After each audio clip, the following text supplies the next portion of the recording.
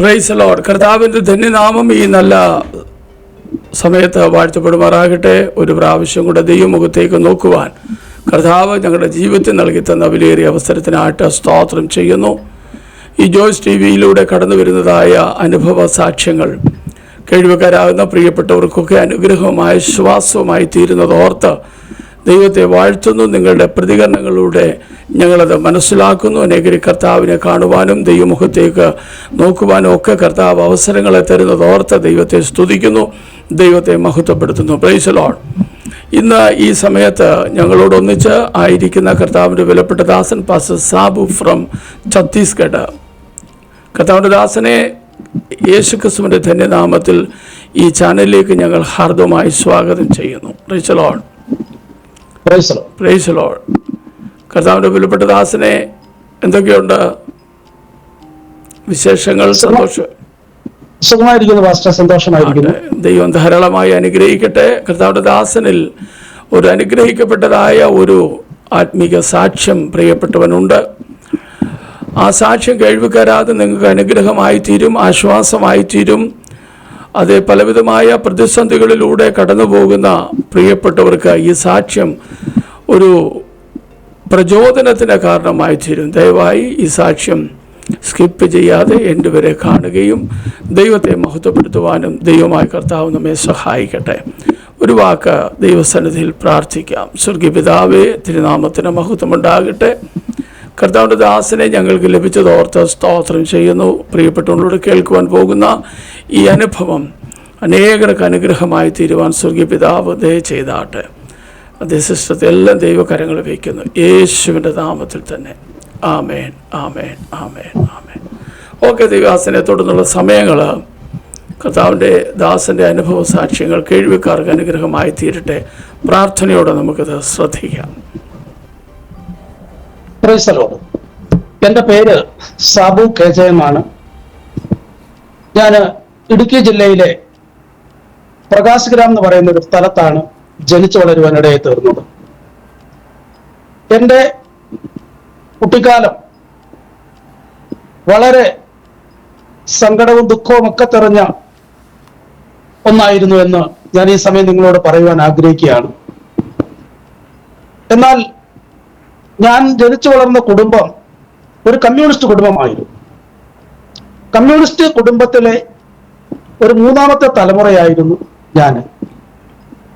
എൻ്റെ പിതാവിൻ്റെ പിതാവും എൻ്റെ പിതാവിൻ്റെ മാതാവും ഒക്കെ കമ്മ്യൂണിസ്റ്റുകാരെന്ന് മാത്രമല്ല, അവർ നിരീശ്വരവാദത്തിൽ അധിഷ്ഠിതമാകുന്ന ഒരു ജീവിതം നയിച്ചു വന്ന ഒരു കുടുംബമായിരുന്നു. അങ്ങനെ ആ നിരീശ്വരവാദത്തിൽ അധിഷ്ഠിതമാകുന്ന കുടുംബത്തിൽ ജനിച്ചു വളർന്ന ഞാനും നിരീശ്വരവാദത്തിന്റെ അതേ പാതയിൽ തന്നെയാണ് മുമ്പോട്ട് പോകുവാനായിട്ട് ആഗ്രഹിച്ചത്. ഞാനിപ്പോൾ ആയിരിക്കുന്നത് ഛത്തീസ്ഗഡിലെ ഫഡ്ഗാവ് എന്ന് പറയുന്ന ഒരു ഗ്രാമത്തിൽ ഇരുന്നു കൊണ്ടാണ് ഞാൻ എൻ്റെ ഈ സാക്ഷ്യം നിങ്ങളോട് പങ്കുവെക്കുവാൻ ആഗ്രഹിക്കുന്നത്.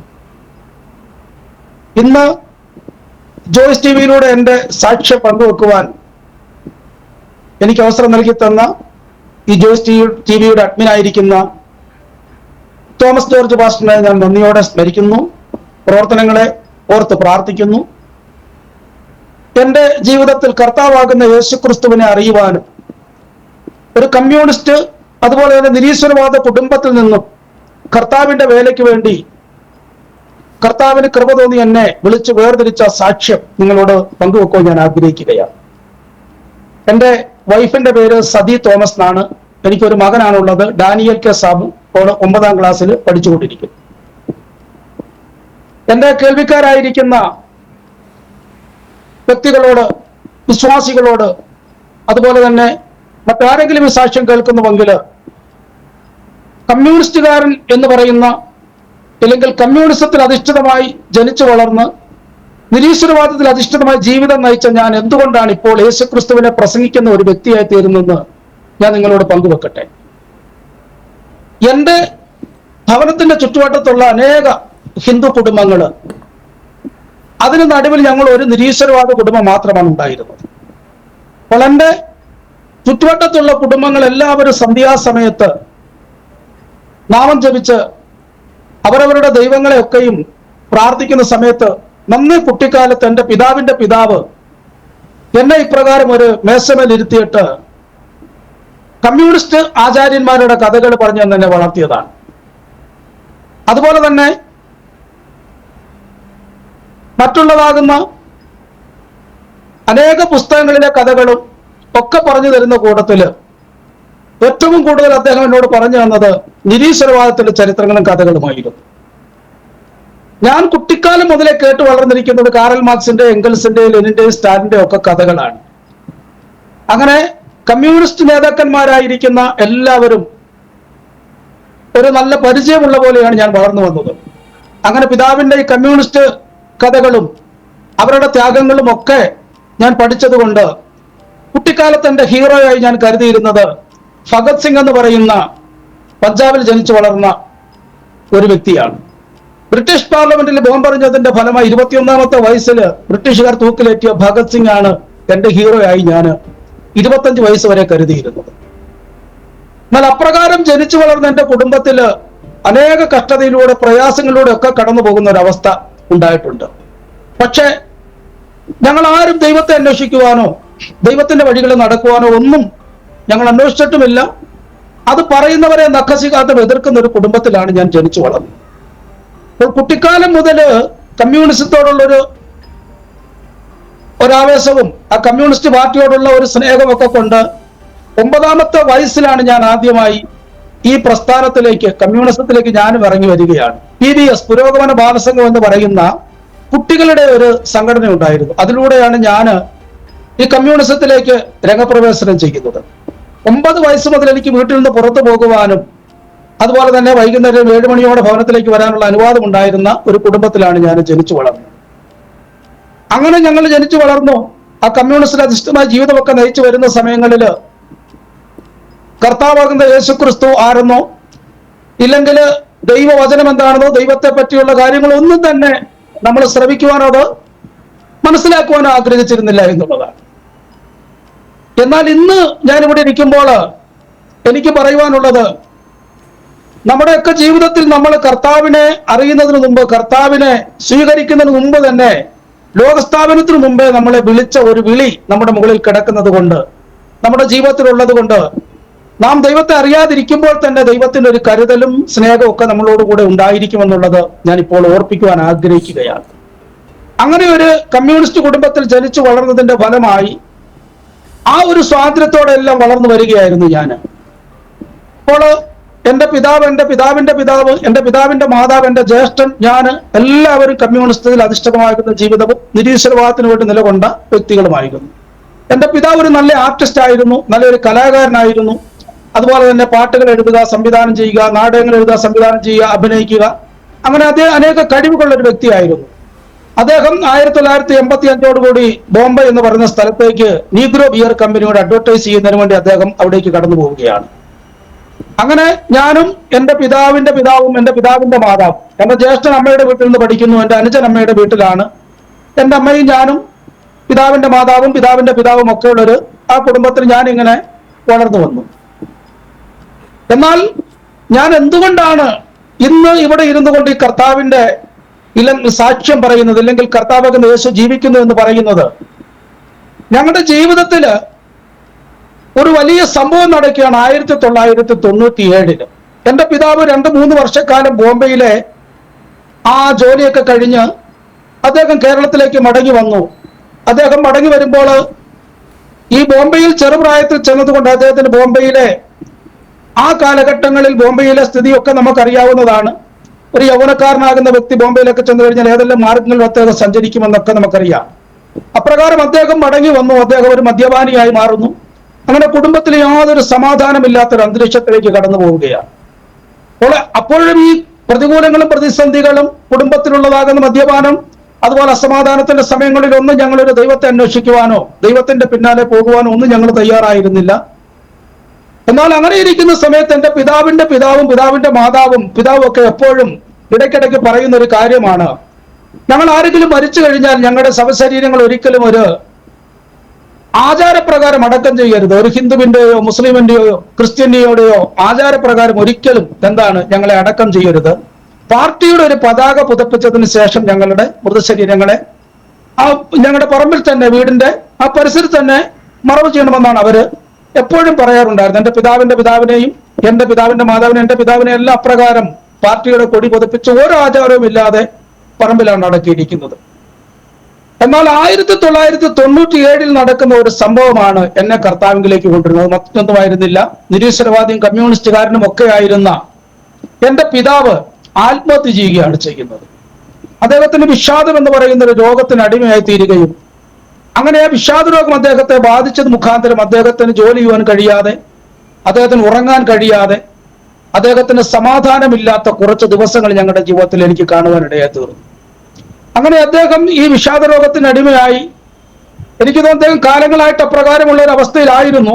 എന്നാൽ അത് മൂർച്ഛിത അവസ്ഥയിൽ അദ്ദേഹത്തിന് ഉറങ്ങാൻ കഴിയാതെ രാത്രി കാലങ്ങളിൽ വിളക്കും കത്തിച്ച് ഭവനത്തിന്റെ എല്ലാ റൂമിന്റെ അകത്തൂടെ ഇങ്ങനെ നടക്കുമായിരുന്നു. അദ്ദേഹം എപ്പോഴും ചങ്ക് തിരുമിക്കൊണ്ട് എനിക്ക് സ്വസ്ഥതയില്ല, എനിക്ക് കുറ്റബോധം തോന്നുന്നു എന്നൊക്കെ ഇങ്ങനെ പറയുന്ന ഒരവസ്ഥ ഞാൻ കാണുവാനുണ്ട്. അന്ന് എനിക്ക് 18 വയസ്സാണ് ഉണ്ടായിരുന്നത്. എൻ്റെ ജ്യേഷ്ഠന് 19.5 വയസ്സും എൻ്റെ അനുജന് 13 വയസ്സുമാണ് അന്ന് ആ സമയത്തുണ്ടായിരുന്നത്. അപ്പോൾ അങ്ങനെ നടക്കുന്ന സമയത്ത് ഞങ്ങൾക്ക് എന്ത് ചെയ്യണമെന്നോ പിതാവിനെ എവിടെ കൊണ്ടുപോകണമെന്നോ ഒന്നും അറിയത്തില്ല.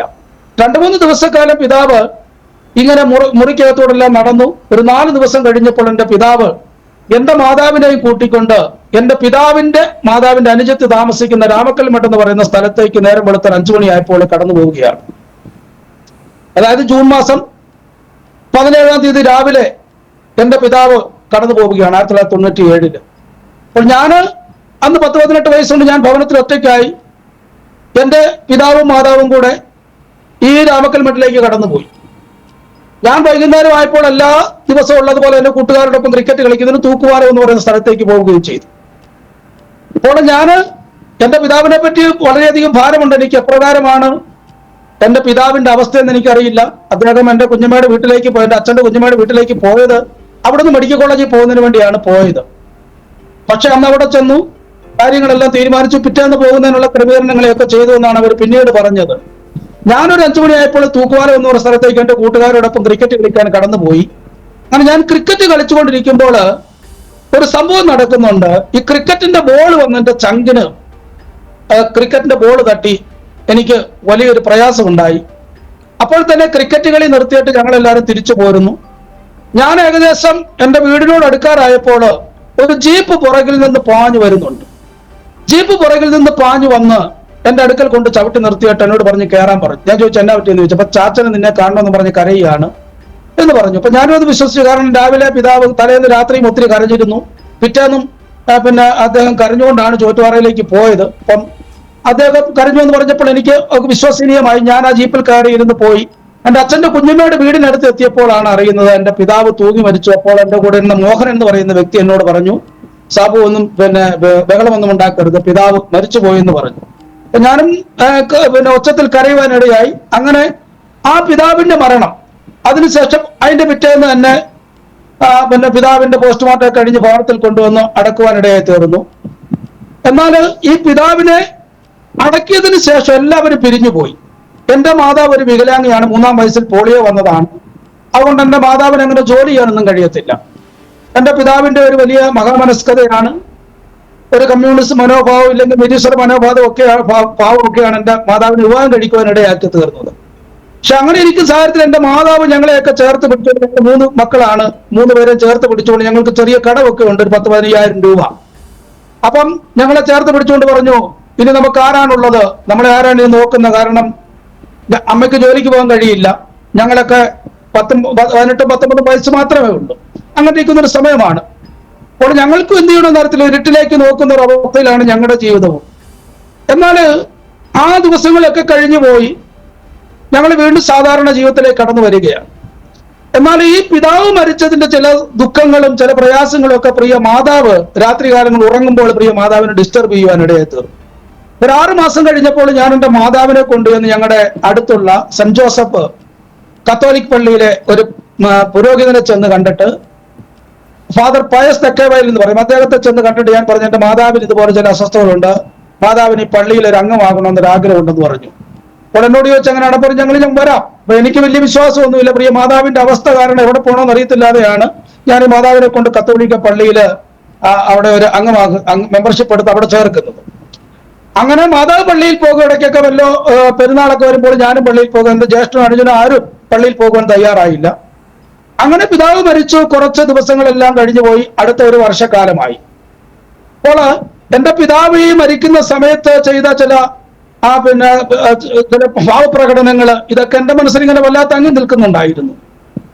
പിതാവ് മരിച്ച് ഒരു വർഷം കഴിഞ്ഞ്, എന്റെ പിതാവ് മരിച്ച അതേ ഡേറ്റിന്, അതേ സമയത്ത് പിതാവ് മരിച്ച ആത്മാവ് എന്റെ മേൽ വരികയാണ്. എന്റെ മേൽ വരിക എന്ന് പറഞ്ഞു കഴിഞ്ഞാൽ, ഞാൻ ഈ പിതാവ് എപ്രകാരമാണോ വിഷാദ രോഗത്താൽ അടിമപ്പെട്ടത്, അതേ ഒരു അവസ്ഥയിലേക്ക് ഞാൻ അങ്ങ് കടന്നു പോകും പിതാവിന്റെ ആത്മാവ് എന്റെ മേൽ വരുമ്പോൾ. അപ്പൊ 97 ജൂൺ മാസം 17-ാം തീയതി എന്റെ പിതാവ് മരിക്കും. 98 അതേ സമയത്ത് എന്റെ മേൽ ഈ ആത്മാവ് വരികയാണ്. ഇല്ലെങ്കിൽ ഈ അവസ്ഥ എന്റെ ജീവിതത്തിൽ വരികയാണ്. ഇത് വന്നൊരു 3 മാസം കഴിഞ്ഞ് തന്നെ ഇതങ്ങ് വിട്ടുമാറും. അങ്ങനെ അത് കഴിയുമ്പോൾ വീണ്ടും ഞാൻ സാധാരണ രീതിയിലേക്ക് വരും.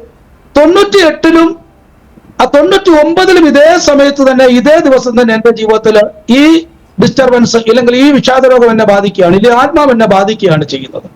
എന്നാൽ അതുപോലെ 2-3 മാസം കഴിഞ്ഞ് വീണ്ടും എന്ത് ചെയ്യും, അത് വീണ്ടും എന്നെ വിട്ടുമാറും. അപ്പോൾ ഞാൻ എന്റെ കൂട്ടുകാരുടെ ഒക്കെ കാര്യങ്ങൾ പറയും. അപ്പൊ അവർ പറയും, ഇതൊക്കെ മനസ്സിന്റെയാണ്, ചില തോന്നലുകളാണ്, പിതാവിന്റെ മരണം നീ കണ്ടതുകൊണ്ടാണ്, അവസ്ഥ കണ്ടതുകൊണ്ടാണെന്നൊക്കെ അവർ എന്നോട് പറയാറുണ്ട്. ഞാനും അങ്ങനെ വിശ്വസിച്ചിരുന്നു. കാരണം അന്ന് ഞങ്ങൾ പള്ളിയിലൊന്നും പോകാറില്ല. അമ്മ പള്ളിയിൽ പോകും. ഞങ്ങൾ എന്തെങ്കിലും പ്രോഗ്രാം ഉണ്ടെങ്കിൽ, അല്ലെങ്കിൽ പെരുന്നാളൊക്കെ ഉണ്ടെങ്കിൽ പള്ളിയിൽ പോകും. ക്രിസ്തുമസ് അങ്ങനെയുള്ള സമയങ്ങളിലൊക്കെ ഞാനും ആ മാതാവിനോട് കൂടെ അത്രമാത്രമായിരുന്നു പള്ളിയുമായിട്ടുള്ള ബന്ധം എന്ന് പറഞ്ഞു കഴിഞ്ഞാൽ. പിന്നെയും ഞങ്ങൾ നിരീശ്വരവാദത്തിൽ അധിഷ്ഠമാകുന്ന ജീവിതമാണ് ഞങ്ങൾ നയിച്ചു വരുന്നത്. എന്നാൽ ഇത് 2000-ൽ എന്റെ ജീവിതത്തിലെ ജൂൺ മാസം 17-ാം തീയതി അല്ല, ജൂൺ മാസം 1-ാം തീയതി ഞാനും ഷിബു എന്ന് പറയുന്ന ഒരു സുഹൃത്തും കൂടെ ഷിബുവിന്റെ ഭവനത്തിൽ സംസാരിച്ചു കൊണ്ടിരിക്കുന്ന സമയത്ത് ഈ ആത്മാവ് സഡൻലി എന്റെ മേൽ വരികയാണ്. ഇതെപ്പോൾ വന്നാലും പെട്ടെന്ന് എന്നെ ആക്രമിച്ച് കീഴടക്കുകയും, സംസാരിച്ചുകൊണ്ട് നിൽക്കുന്ന, ജോലി ചെയ്തുകൊണ്ടിരിക്കുന്ന ഞാൻ പെട്ടെന്ന് അങ്ങ് നിശബ്ദനായി ഗ്ലൂമിയായി പോവുകയാണ് ചെയ്യുന്നത്. ജൂൺ മാസം 1-ാം തീയതി എന്റെ സുഹൃത്തുമായിട്ട് സംസാരിച്ചുകൊണ്ട് ഞാൻ പെട്ടെന്ന് ഗ്ലൂമിയായി പോയപ്പോൾ ഷിബുവിനോട് ചോദിച്ച്, കഴിഞ്ഞ വർഷത്തെ അവസ്ഥ നിനക്ക് ഇപ്പൊ നിന്റെ മേൽ വന്നു എന്ന് ചോദിച്ചു. കാരണം ആ ഷിബുവിന് എന്നെ പറ്റി അറിയാം. 2 പ്രാവശ്യവും അദ്ദേഹം എന്റെ അവസ്ഥ കണ്ടതാണ്. ഞാൻ പറഞ്ഞു, അത് എന്നെ ബാധിച്ചെന്ന് പറഞ്ഞു. ഇന്നലെ പറഞ്ഞു, ഇത് നിന്റെ കുഴപ്പമാണ്, നിനക്ക് മനസ്സിന് ഒരു ഉറപ്പില്ല, അങ്ങനെ കുറച്ച് കാര്യങ്ങളെല്ലാം പറഞ്ഞു. പക്ഷെ ഈ ഒരു അവസ്ഥയിൽ നിന്ന് പുറത്തു കിടക്കുവാൻ എനിക്ക് യാതൊരു തരത്തിലുള്ള സാഹചര്യങ്ങളും എന്റെ മുമ്പിൽ, എങ്ങനെയാണ് ഇതിന്റെ പുറത്തു കിടക്കണമെന്ന് എനിക്കറിയത്തില്ല. അങ്ങനെ ഞാൻ എന്റെ ഈ അവസ്ഥ എന്റെ ജീവിതത്തിൽ വന്നപ്പോൾ ഞാൻ അവിടെ ചെന്ന് ഒരു പാർട്ടി, ഇല്ലെങ്കിൽ local committee, area committee member ആയിരുന്ന KJ മർക്കോസ് എന്ന് പറയുന്ന ഒരു പാർട്ടി മെമ്പറോട് ഒരു 5-6 ദിവസക്കാലം ഇങ്ങനെ കടന്നുപോയി. വീട്ടിൽ കയറാതെ ഈ അസുഖം വന്നു കഴിഞ്ഞാൽ എനിക്കൊന്ന് ആഹാരം കഴിക്കാൻ കഴിയത്തില്ല, അതുപോലെ തന്നെ കുളിക്കാൻ കഴിയത്തില്ല, നല്ല വസ്ത്രം ധരിക്കുവാൻ എനിക്ക് കഴിയത്തില്ല, ഭവനത്തിൽ കിടന്നുറങ്ങാൻ കഴിയത്തില്ല. അതാണ് ഏറ്റവും വലിയ അവസ്ഥ എന്ന് പറഞ്ഞാൽ, ഭവനത്തിൽ എനിക്ക് കിടന്നുറങ്ങാൻ കഴിയില്ല. കാരണം പിതാവിൻ ചെയ്ത പോലെ ഞാൻ ആത്മഹത്യ ചെയ്യുന്നുള്ളൊരു ഭയമാണ്. അങ്ങനെ ഞാൻ KJ മർക്കോസ് എന്ന് പറയുന്ന വ്യക്തിയെ ചെന്ന് കണ്ടപ്പോൾ അദ്ദേഹം പറഞ്ഞു, ഇവിടെ ഒരു ഫിസിഷ്യൻ ഉണ്ട് കരുണാശുപത്രിയിലാണ്, ഡോക്ടർ ആൻസൺ എന്ന് പറയും, ഞാൻ കൊണ്ടുപോകാം, എൻ്റെ ഒരു സുഹൃത്താണെന്ന് പറഞ്ഞ് അദ്ദേഹം എന്നെയും കൊണ്ട് ഒരു 5-8 ദിവസം കഴിയുമ്പോൾ ഈ ഹോസ്പിറ്റലിലേക്ക് പോവുകയാണ്. അങ്ങനെ അവിടെ ചെന്ന് ഞാൻ ആ ആൻസൺ ഡോക്ടറുടെ കീഴിൽ കുറച്ച് ദിവസങ്ങളൊക്കെ ട്രീറ്റ്മെന്റിലായി. അദ്ദേഹം എനിക്ക് അനേകം മരുന്നുകൾ തന്നു. അങ്ങനെ ആ മരുന്നുകളെല്ലാം കഴിച്ചുകൊണ്ട് ഞാൻ വീണ്ടും ഇങ്ങനെ എന്ത് ചെയ്യാണ്, വീട്ടിൽ കയറാൻ കഴിയത്തില്ലാതെ എന്റെ സുഹൃത്തുക്കളുടെ ഭവനത്തിൽ, ഷിബുവിന്റെ ഭവനത്തിൽ, മനുവിന്റെ ഭവനത്തിൽ, അതുപോലെ ഞങ്ങളുടെ അടുത്തൊരു കുരിശുമലയുണ്ട്, അവിടെ അങ്ങനെ എല്ലാവരും വന്ന് രാത്രി കിടക്കുകയും അവിടെ നിന്ന് മദ്യം കഴിക്കുകയും പുകവലിക്കുകയും ഒക്കെ ചെയ്യുന്ന ഒരു കേന്ദ്രമാണത്. അതൊരു കുരിശുമലയാണ്. അവിടെ ഞാനും പോയി ഇങ്ങനെ കിടക്കാറുണ്ടായിരുന്നു.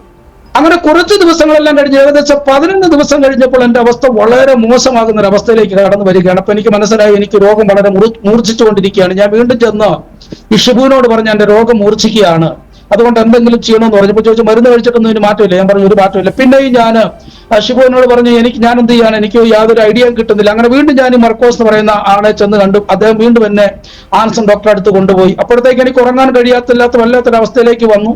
അപ്പോൾ എനിക്ക് ഈ ആൻസൺ ഡോക്ടർ ഉറക്ക ഗുളികകൾ തന്നു വിട്ടു ഉറങ്ങുന്നതിന് വേണ്ടി. 1 മിനിറ്റ് ഉറങ്ങുന്നതിന് വേണ്ടി 4 ഉറക്ക ഗുളിക വരെ ഞാൻ കഴിക്കുമായിരുന്നു, 1 മിനിറ്റ് ഉറങ്ങുന്നതിന് വേണ്ടി. ആ ഗുളിക കഴിക്കുന്ന സമയത്ത് എനിക്ക് തലയ്ക്ക് ഒരു പെരുപ്പുണ്ടാകുന്നല്ലാതെ എനിക്ക് 1 മിനിറ്റ് പോലും എനിക്ക് ആ ഗുളിക കഴിച്ചിട്ട് എനിക്ക് ഉറങ്ങാൻ പറ്റത്തില്ലാത്തൊരവസ്ഥയായിരുന്നു.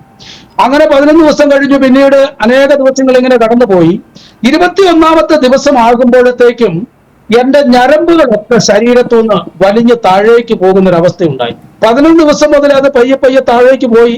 20 ദിവസമായപ്പോൾ എനിക്ക് പൂർണ്ണമായും മനസ്സിലായി, എന്റെ ശരീരത്തിൽ ഒരു ഞരമ്പുകൾ പോലും കാണാനില്ലാത്തൊരു പൂർണ്ണമായിട്ടും എന്റെ ശരീരത്തിലേക്ക് അത് വലിഞ്ഞു പോവുകയാണ് ചെയ്യുന്നത്. അപ്പോൾ ഞാൻ ഇത് ചെന്ന് ഈ മർക്കോസ് എന്ന് പറയുന്ന വ്യക്തിയോടും അതുപോലെ തന്നെ ഷിബുവിനോടൊക്കെ പറഞ്ഞു. ഞാൻ പറഞ്ഞു, ഷിബുവിന്റെ അസുഖം കൂടിക്കൊണ്ടിരിക്കുകയാണ്, ഞാൻ എന്താണ് ചെയ്യേണ്ടതെന്ന് പറഞ്ഞപ്പോൾ ഷിബു എന്നോട് പറഞ്ഞു, നമുക്കൊരു മന്ത്രവാദിയുണ്ട്, ഇല്ലെങ്കിൽ പൂജ ചെയ്യുന്ന ഒരാളുണ്ട്, അദ്ദേഹത്തെ എന്റെ അടുപ്പിലേക്ക് പോകാമെന്നും പറഞ്ഞ് ഞങ്ങളുടെ വീടിനടുക്കലുള്ള ഒരു മന്ത്രവാദിയെ കാണുന്നതിനുണ്ട് ഷിബു എന്നെ കൂട്ടിക്കൊണ്ട് പോവുകയാണ് ചെയ്യുന്നത്. അങ്ങനെ ഈ മന്ത്രവാദിയുടെ വീട്ടിൽ ചെന്ന് അദ്ദേഹം എന്നെ കണ്ടപ്പോൾ അദ്ദേഹം ആകെ ഞാൻ അവശനായിരിക്കുന്ന കണ്ടു. ആഹാരം കഴിക്കാതെ 10-20 ദിവസക്കാലമായിരിക്കുകയാണ്. അദ്ദേഹത്തോട് പറഞ്ഞു, ഞാൻ പകൽ ഈ പൂജ ചെയ്യാറില്ല, വൈകിട്ട് 7 മണി കഴിഞ്ഞാണ് ചെയ്യുന്നത്. വൈകിട്ടാകുമ്പോഴത്തേക്കും ഒരു 50 മില്ലി എണ്ണയും വാങ്ങിച്ച് ചരടും ഒരു 5 രൂപ തൊട്ടും കൊണ്ട് വരണമെന്ന് പറഞ്ഞു. ഞാനിതെല്ലാം വാങ്ങിച്ചുകൊണ്ട് വൈകിട്ട് അദ്ദേഹത്തിന്റെ വീട്ടിൽ ചെന്നു. അദ്ദേഹം ഒരു 8 മണി 9 മണി ആയപ്പോഴത്തേക്ക് പൂജയെല്ലാം ചെയ്തു. അദ്ദേഹം ശിവനെയും പാർവതിയെയും അതുപോലെ തന്നെ മഹാവിഷ്ണുവിനെയും അയ്യപ്പനെയും ഒക്കെ വെച്ചുകൊണ്ട് ഇങ്ങനെ അനേക പൂജകൾ ചെയ്തിട്ട് ഈ ചരടുകൾ ജപിച്ച് എന്റെ കയ്യിൽ കെട്ടി, എന്റെ അരയിലും കഴുത്തിലും ഒക്കെ ചരട് ജപിച്ച് കെട്ടി. അതിനുശേഷം എണ്ണ പ്രാർത്ഥിച്ച് എന്റെ തലയിൽ തേച്ചു. പിന്നീട് 5 രൂപ തൊട്ട് ഇങ്ങനെ പൂജ നടത്തിനോട് പറഞ്ഞു, ഈ 5 രൂപ തൊട്ട് കൊണ്ട് ഇന്ന് കട്ടിലിന്റെ കയറിനടിയിൽ കയറ്റി വെച്ച് കഴിഞ്ഞിട്ട് ആ കട്ടിലിൽ കയറി കിടന്നാൽ മതി, എണ്ണയും തേച്ചുകൊണ്ട് കിടന്നു ഉറങ്ങാൻ പറ്റുമെന്ന് പറഞ്ഞു. ഞാൻ ഇതെല്ലാം വാങ്ങിച്ചുകൊണ്ട് തിരിച്ചു വന്നു. 5 രൂപ തൊട്ട് ഇങ്ങനെ ആ കട്ടിലിനടിയിൽ കയറ്റി വെച്ചു. ഞാൻ പുരയ്ക്കകത്ത് കയറി കിടന്നു. കയറി കിടക്കുക എന്റെ ചെവിക്കകത്ത് ശബ്ദമാണ് ആത്മഹത്യയാണ്. അവിടുന്ന് ഞാൻ വീണ്ടും ഇറങ്ങി ഓടിപ്പോവുകയാണ്. എന്റെ അവസ്ഥയൊക്കെ അമ്മ കാണുന്നുണ്ട്. അമ്മ എന്നോട് ചോദിക്കുന്നത്, നിനക്ക് എന്താണ് അവസ്ഥ, എന്താണ് കാര്യമെന്ന് പറ. എന്റെ അമ്മ ഒരു വികലാംഗയാണ്, എന്റെ ഫാദർ മരിച്ചതിന്റെ സങ്കടം മാറിയിട്ടില്ല. അപ്പൊ എനിക്കത് അമ്മയോട് പറയാൻ പറ്റത്തില്ല. ഞാൻ പറഞ്ഞ് ഞാൻ ഷിബുവിന്റെ അടുക്കലേക്ക് പോവാണെന്ന് പറഞ്ഞ് ഞാൻ അവിടുന്ന് ഇറങ്ങിപ്പോയി. ഞാൻ വീണ്ടും ഈ മലമടക്കിൽ കുരിശോലെ പോയി കിടക്കുകയാണ്. അപ്പോൾ ഇങ്ങനെ ഈ മന്ത്രവാദിയുടെ വീട്ടിൽ പോയി കുറച്ചു കാലം താമസിച്ചിട്ടൊന്നും എന്റെ അസുഖത്തിന് യാതൊരു ഭേദം വരുന്നില്ല. അദ്ദേഹത്തോട് പൂജ ചെയ്തിട്ടൊന്നും മാറുന്നില്ല. അങ്ങനെ ഞാൻ വീണ്ടും ഇത് ഷിബുവിനോട് വന്ന് പറയുമ്പോൾ അദ്ദേഹം പറഞ്ഞു, അങ്ങനെയാണെങ്കിൽ പള്ളിയിൽ അച്ഛനെ ഒന്ന് ചെന്ന് കാണാൻ പറഞ്ഞു. അങ്ങനെ ഞാൻ എന്ത് ചെയ്യുകയാണ്, ഫാദർ പയസ് തെക്കവേൽ എന്റെ അമ്മ പോകുന്ന ആ പള്ളിയിൽ പോയി ഫാദർ പയസ് തെക്കവേലിനെ പോയി കാണുകയാണ്. അപ്പൊ ഫാദർ പയസ് തെക്കവേൽ എന്നോട് പറഞ്ഞു, ഞാനൊരു ബൈബിള് തരാം, അതുപോലെ തന്നെ ഒരു കാശിരൂപം പൂജിച്ച് പ്രാർത്ഥിച്ച് വെഞ്ചരിച്ച് തരാം, ഒരു കൊന്തയും തരാം. ഈ കൊന്തയും കഴുത്തിലിട്ട് ഈ കാശിരൂപം കൊണ്ടുവന്ന് കട്ടിലിനടിയിൽ തലയിൽ വെച്ചിട്ട് ഈ ബൈബിൾ കട്ടിലിൽ വെച്ചിട്ട് കയറി കിടന്നു സുഖമായിട്ട് ഉറങ്ങുമെന്ന് പറഞ്ഞ് അച്ഛനൊന്ന് പ്രാർത്ഥിച്ചെന്നെ അങ്ങ് പറഞ്ഞു വിട്ടു. ഞാനിതെല്ലാം വാങ്ങിച്ചുകൊണ്ട് എന്റെ വീട്ടിൽ വന്നിട്ട് ഞാൻ ഈ കട്ടിലെ കൊണ്ടുവന്ന് ബൈബിളും വെച്ച് ഈ കാശിരൂപം കൊണ്ട് തലണിക്കടിയിൽ വെച്ചു. അതിനുശേഷം ഞാൻ ഈ കൊന്തയൊക്കെ ധരിച്ചുകൊണ്ട് കട്ടിലേക്ക് കയറി കിടന്നു. ഈ പൂജിച്ചു കൊണ്ടുവന്ന അതേ അവസ്ഥ വീണ്ടും എന്താണ് എന്റെ ജീവിതത്തിൽ ഉണ്ടാവുകയാണ്. ഈ കട്ടിലേക്ക് കയറി കിടക്കുമ്പോൾ എന്റെ ചെവിക്കകത്ത് ഇപ്രകാരം ഒരു തോന്നലാണ്, ആത്മഹത്യ ചെയ്യുക. ഈ ശബ്ദം എപ്പോഴും ഞാൻ ഇങ്ങനെ കേട്ടുകൊണ്ടിരിക്കും. എന്റെ ഉള്ളിൽ വലിയൊരു പ്രേരണ ഉണ്ടാകും. ഞാൻ അവിടുന്ന് ആ വീട്ടിൽ ആ റൂമിന്റെ അകത്ത് അന്നേരം ഇറങ്ങി ഞാൻ എന്ത് ചെയ്യാണ്, വീണ്ടും ഷിബുവിന്റെ അവിടേക്ക്, ഷിബുവിന്റെ എന്ന് പറയുന്ന വ്യക്തിയുടെ വീട്ടിലേക്ക് ഞാനിങ്ങനെ ഓടിപ്പോയി. അവിടെ പോയി ഞാൻ പറഞ്ഞു, ഷിബു ഞാൻ പള്ളിയിലച്ഛനെ കണ്ടു, വഞ്ചരിച്ചു, പ്രാർത്ഥിച്ചു, എല്ലാം ചെയ്തു, പക്ഷെ എനിക്ക് വീട്ടിൽ കയറാൻ പറ്റത്തില്ല. അങ്ങനെ ഷിബുവിനോട് പറഞ്ഞ് എന്നോട് താമസിക്കാൻ പറഞ്ഞ് അദ്ദേഹത്തിന്റെ കൂടെ താമസിക്കുകയാണ്. അങ്ങനെ ഏകദേശം പിന്നെയും കുറച്ച് ദിവസങ്ങളെല്ലാം കഴിഞ്ഞു പോയപ്പോൾ ഒരു 30 ദിവസമായപ്പോഴത്തേക്കും എന്റെ ഈ വയറിന്റെ അകത്ത് അസിഡിറ്റി ബാധിച്ച്, ആഹാരം കഴിക്കാൻ അസിഡിറ്റി ബാധിച്ചിട്ട് വയറിന്റെ അകത്തുനിന്ന് വലിയ ദുർഗന്ധം അടിക്കാൻ തുടങ്ങി. വലിയ ദുർഗന്ധം പറഞ്ഞാൽ അടുത്തൊരാൾക്ക് ഇരുന്ന് സംസാരിക്കാൻ കഴിയത്തില്ലാത്ത രീതിയിലുള്ള ദുർഗന്ധം അടിക്കാൻ തുടങ്ങി. അങ്ങനെ ഷിബു എന്നോട് പറഞ്ഞു, വായിൽ നിന്ന് വളരെ സ്മെല്ല് വരുന്നുണ്ട്. എനിക്ക് തന്നെ മനസ്സിലാകും എന്റെ അടുത്ത് ആർക്കും ഇരുന്ന് സംസാരിക്കാൻ കഴിയത്തില്ല. അങ്ങനെ വയറിലെ അവയവങ്ങൾ പഴുത്തഴുകിയ ഒരു അവസ്ഥയിലേക്ക് വന്നു ഈ അസിഡിറ്റി ബാധിച്ചിട്ട്. അതെനിക്ക് നന്നായി മനസ്സിലാക്കുന്ന ഒരു സമയമാണത്. കാരണം അതുപോലെ ദുർഗന്ധമാണ് എന്റെ വായിൽ നിന്ന് പുറത്തേക്ക് വന്നുകൊണ്ടിരുന്നത്. അപ്പോൾ ആ ഷിബു എന്നോട് പറഞ്ഞു, ഇനി എന്താണ് ചെയ്യുന്നത്, എല്ലാം ചെയ്തല്ലോ. വീണ്ടും ഒരിക്കൽ കൂടി ഈ പൂജാരി അടുക്കലേക്ക്, ഈ പൂജാരിയല്ല ഈ മന്ത്രവാദം ചെയ്യുന്ന ആളുടെ അടുക്കലേക്ക് എന്നെ കൊണ്ടുപോയി. അദ്ദേഹത്തിന്റെ കൂടെ ഒരു ദിവസം കൂടെ രാത്രി താമസിച്ചു. അദ്ദേഹം പിന്നെയും കുറച്ച് പൂജകളെല്ലാം ചെയ്തു.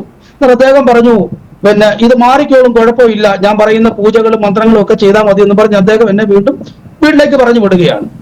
എന്നാൽ എനിക്ക് വീട്ടിൽ കയറാൻ കഴിഞ്ഞില്ല. വീണ്ടും ഞാൻ എന്ത് ചെയ്യാണ്, വീട്ടിൽ നിന്ന് ഇറങ്ങി ഇങ്ങനെ കാട്ടിൽ മലമടക്കളുമായിട്ട് രാത്രി ഇങ്ങനെ നടക്കുകയാണ് ചെയ്യുന്നത്. അത് കഴിഞ്ഞ് പിറ്റേന്ന് ഞാൻ വീണ്ടും ഒരു 10-32 ദിവസമായപ്പോഴത്തേന് വീണ്ടും ഞാൻ ഈ ഫാദർ പയസ് തെക്കവേലിന്റെ അടുക്കൽ വീണ്ടും ചെന്നിട്ട് ഞാൻ പറഞ്ഞു, അച്ഛൻ എന്റെ അസുഖത്തിന് യാതൊരു കുറവുമില്ല, എന്തെങ്കിലും ചെയ്യണം, പ്രാർത്ഥിക്കണമെന്ന് പറഞ്ഞു. അച്ഛൻ എന്നോട് ഒരു പറഞ്ഞു, ഒരു കാര്യം പറഞ്ഞു, ഞാൻ സാബുവിനെ പോട്ടയ്ക്ക് പറഞ്ഞു വിടാം. പോട്ടയിൽ പോയിട്ട് ഒരു 7 ദിവസത്തെ ധ്യാനം പോട്ടയിൽ കൂടിയിട്ട് മടങ്ങി വരുമ്പോഴത്തേക്കും അസുഖം മാറിയിരിക്കുമെന്ന് പറഞ്ഞു. അപ്പോൾ ഞാൻ ഈ പോട്ടയിലേക്ക് പോകാൻ തയ്യാറെടുത്ത് ഫാദർ തന്നെ എനിക്ക് പൈസ തന്നെ മുരിങ്ങൂറുള്ള ഡിവൈൻ ധ്യാന കേന്ദ്രത്തിലേക്ക് എന്നെ പറഞ്ഞു വിടുകയാണ്. അങ്ങനെ ഞാൻ ഈ മുരിങ്ങൂർ ഡിവൈൻ ധ്യാന കേന്ദ്രത്തിൽ ചെന്ന് 7 ദിവസക്കാലം ഞാൻ ഈ ധ്യാനം കൂടി. ആ ധ്യാനം കൂടിയ 7 ദിവസവും എന്താണ്, എനിക്ക് അസുഖം കൂടി. കാരണം അവിടുത്തെ ഓർഗന്റെ ശബ്ദവും അവിടുത്തെ ആൾക്കാരുടെ ഡിസ്റ്റർബൻസും ഭയങ്കര ഒച്ചയെല്ലാം കേട്ട് എന്റെ അസുഖം ഭയങ്കരമായിട്ട് അങ്ങ് കൂടി. അങ്ങനെ എന്റെ വയറിന്റെ അകത്തുനിന്ന് വല്ലാത്തൊരവസ്ഥയായി. എനിക്ക് കോട്ടയിൽ താമസിച്ചുകൊണ്ടിരിക്കുമ്പോൾ തന്നെ അവിടുന്ന് ട്രെയിനിന് തലവെക്കാനായിട്ട് ഇറങ്ങി ഓടുന്നു. അവിടുന്ന് സെക്യൂരിറ്റി ഗാർഡ് എന്നെ വന്ന് പിടിക്കുന്നു. അത് കഴിഞ്ഞ് വീണ്ടും ഞാൻ കോട്ടയുടെ ബാത്റൂമിൽ ഞാൻ ആത്മഹത്യ ചെയ്യാൻ ചെന്ന് കയറുന്നു. അവിടുന്ന് സെക്യൂരിറ്റി ഗാർഡ് എന്നെ പിടിച്ചോണ്ട് വരുന്നു. അങ്ങനെ വല്ലാത്തൊരവസ്ഥയിൽ 7 ദിവസത്തെ ധ്യാനം കഴിഞ്ഞ് അസുഖം കൂടിയവനായിട്ടാണ് ഞാൻ കോട്ടയിൽ നിന്ന് മടങ്ങി വരുന്നത്. മന്ത്രവാദിയുടെ വീട്ടിൽ നിന്ന് മടങ്ങി വന്നതിനേക്കാൾ ഉപരിയായി ഒരു വല്ലാത്ത അവസ്ഥയിലേക്ക് ഞാൻ 37 ദിവസമായി. അങ്ങനെ വീണ്ടും ഞാൻ തിരികെ എന്റെ വീട്ടിലേക്ക് വരികയാണ്. ഈ പോട്ടയിലെ ധ്യാനം കൂടിയതിനു ശേഷം ഞാൻ വരുമ്പോൾ എന്റെ മാതാവ് കന്യാമറിയത്തോട് പ്രാർത്ഥിച്ചിരിക്കുകയാണ്, എന്റെ കുഞ്ഞിനെ മടക്കി കൊണ്ടുവരണേ, രോഗമെല്ലാം മാറണമെന്ന് പറയുന്ന പ്രാർത്ഥന കേട്ടുകൊണ്ടാണ് ഞാൻ ഈ വീട്ടിലേക്ക് കയറി വരുന്നത്. കയറി വന്നിട്ട് എന്റെ മാതാവ് എന്നോട് ചോദിച്ചു, അസുഖം മാറിയ മോനെ? ഞാൻ പറഞ്ഞ അസുഖമൊക്കെ മാറി, കാരണം അമ്മയെ പേടിപ്പിക്കണ്ടല്ലോ എന്ന് ഓർത്തുള്ളൂ. എനിക്ക് വല്ലാതെ അസുഖം കൂടിയാണ് ഈ മടങ്ങി വരുന്നത്. പക്ഷെ എന്റെ അമ്മേന്റെ മുഖം കണ്ടപ്പോൾ അമ്മയ്ക്ക് മനസ്സിലായി എനിക്ക് പൂർണ്ണമായിട്ട് മാറിയിട്ടില്ലെന്ന് പറയും. എന്തെങ്കിലും ബുദ്ധിമുട്ടുണ്ടോ? ഞാൻ പറഞ്ഞു ഒരു കുഴപ്പമില്ല, ഞാൻ ആ കൊണ്ടുവന്ന ബാഗുമെല്ലാം കട്ടിലിട്ടിട്ട് വീണ്ടും എന്റെ സുഹൃത്തിന്റെ വീട്ടിലേക്ക് ഞാൻ പോവുകയാണ്. ഞാൻ എന്നിട്ട് ആ സുഹൃത്തിന്റെ വീട്ടിൽ ചെന്നിട്ട് പറഞ്ഞു, ഷിബു ഇതുപോലെ എന്റെ അസുഖം കൂടിയിരിക്കുകയാണ്, എനിക്ക് എനിക്ക് യാതൊരു മാറ്റവും ഇല്ലെന്ന് പറഞ്ഞു. അപ്പോൾ പിന്നെ സുഹൃത്തിനും വല്ലാത്തൊരു സങ്കടമായി പോയി, ഇത്രയും ദിവസങ്ങളായിട്ട് ഇത് വീണ്ടും മാറിയില്ലോ.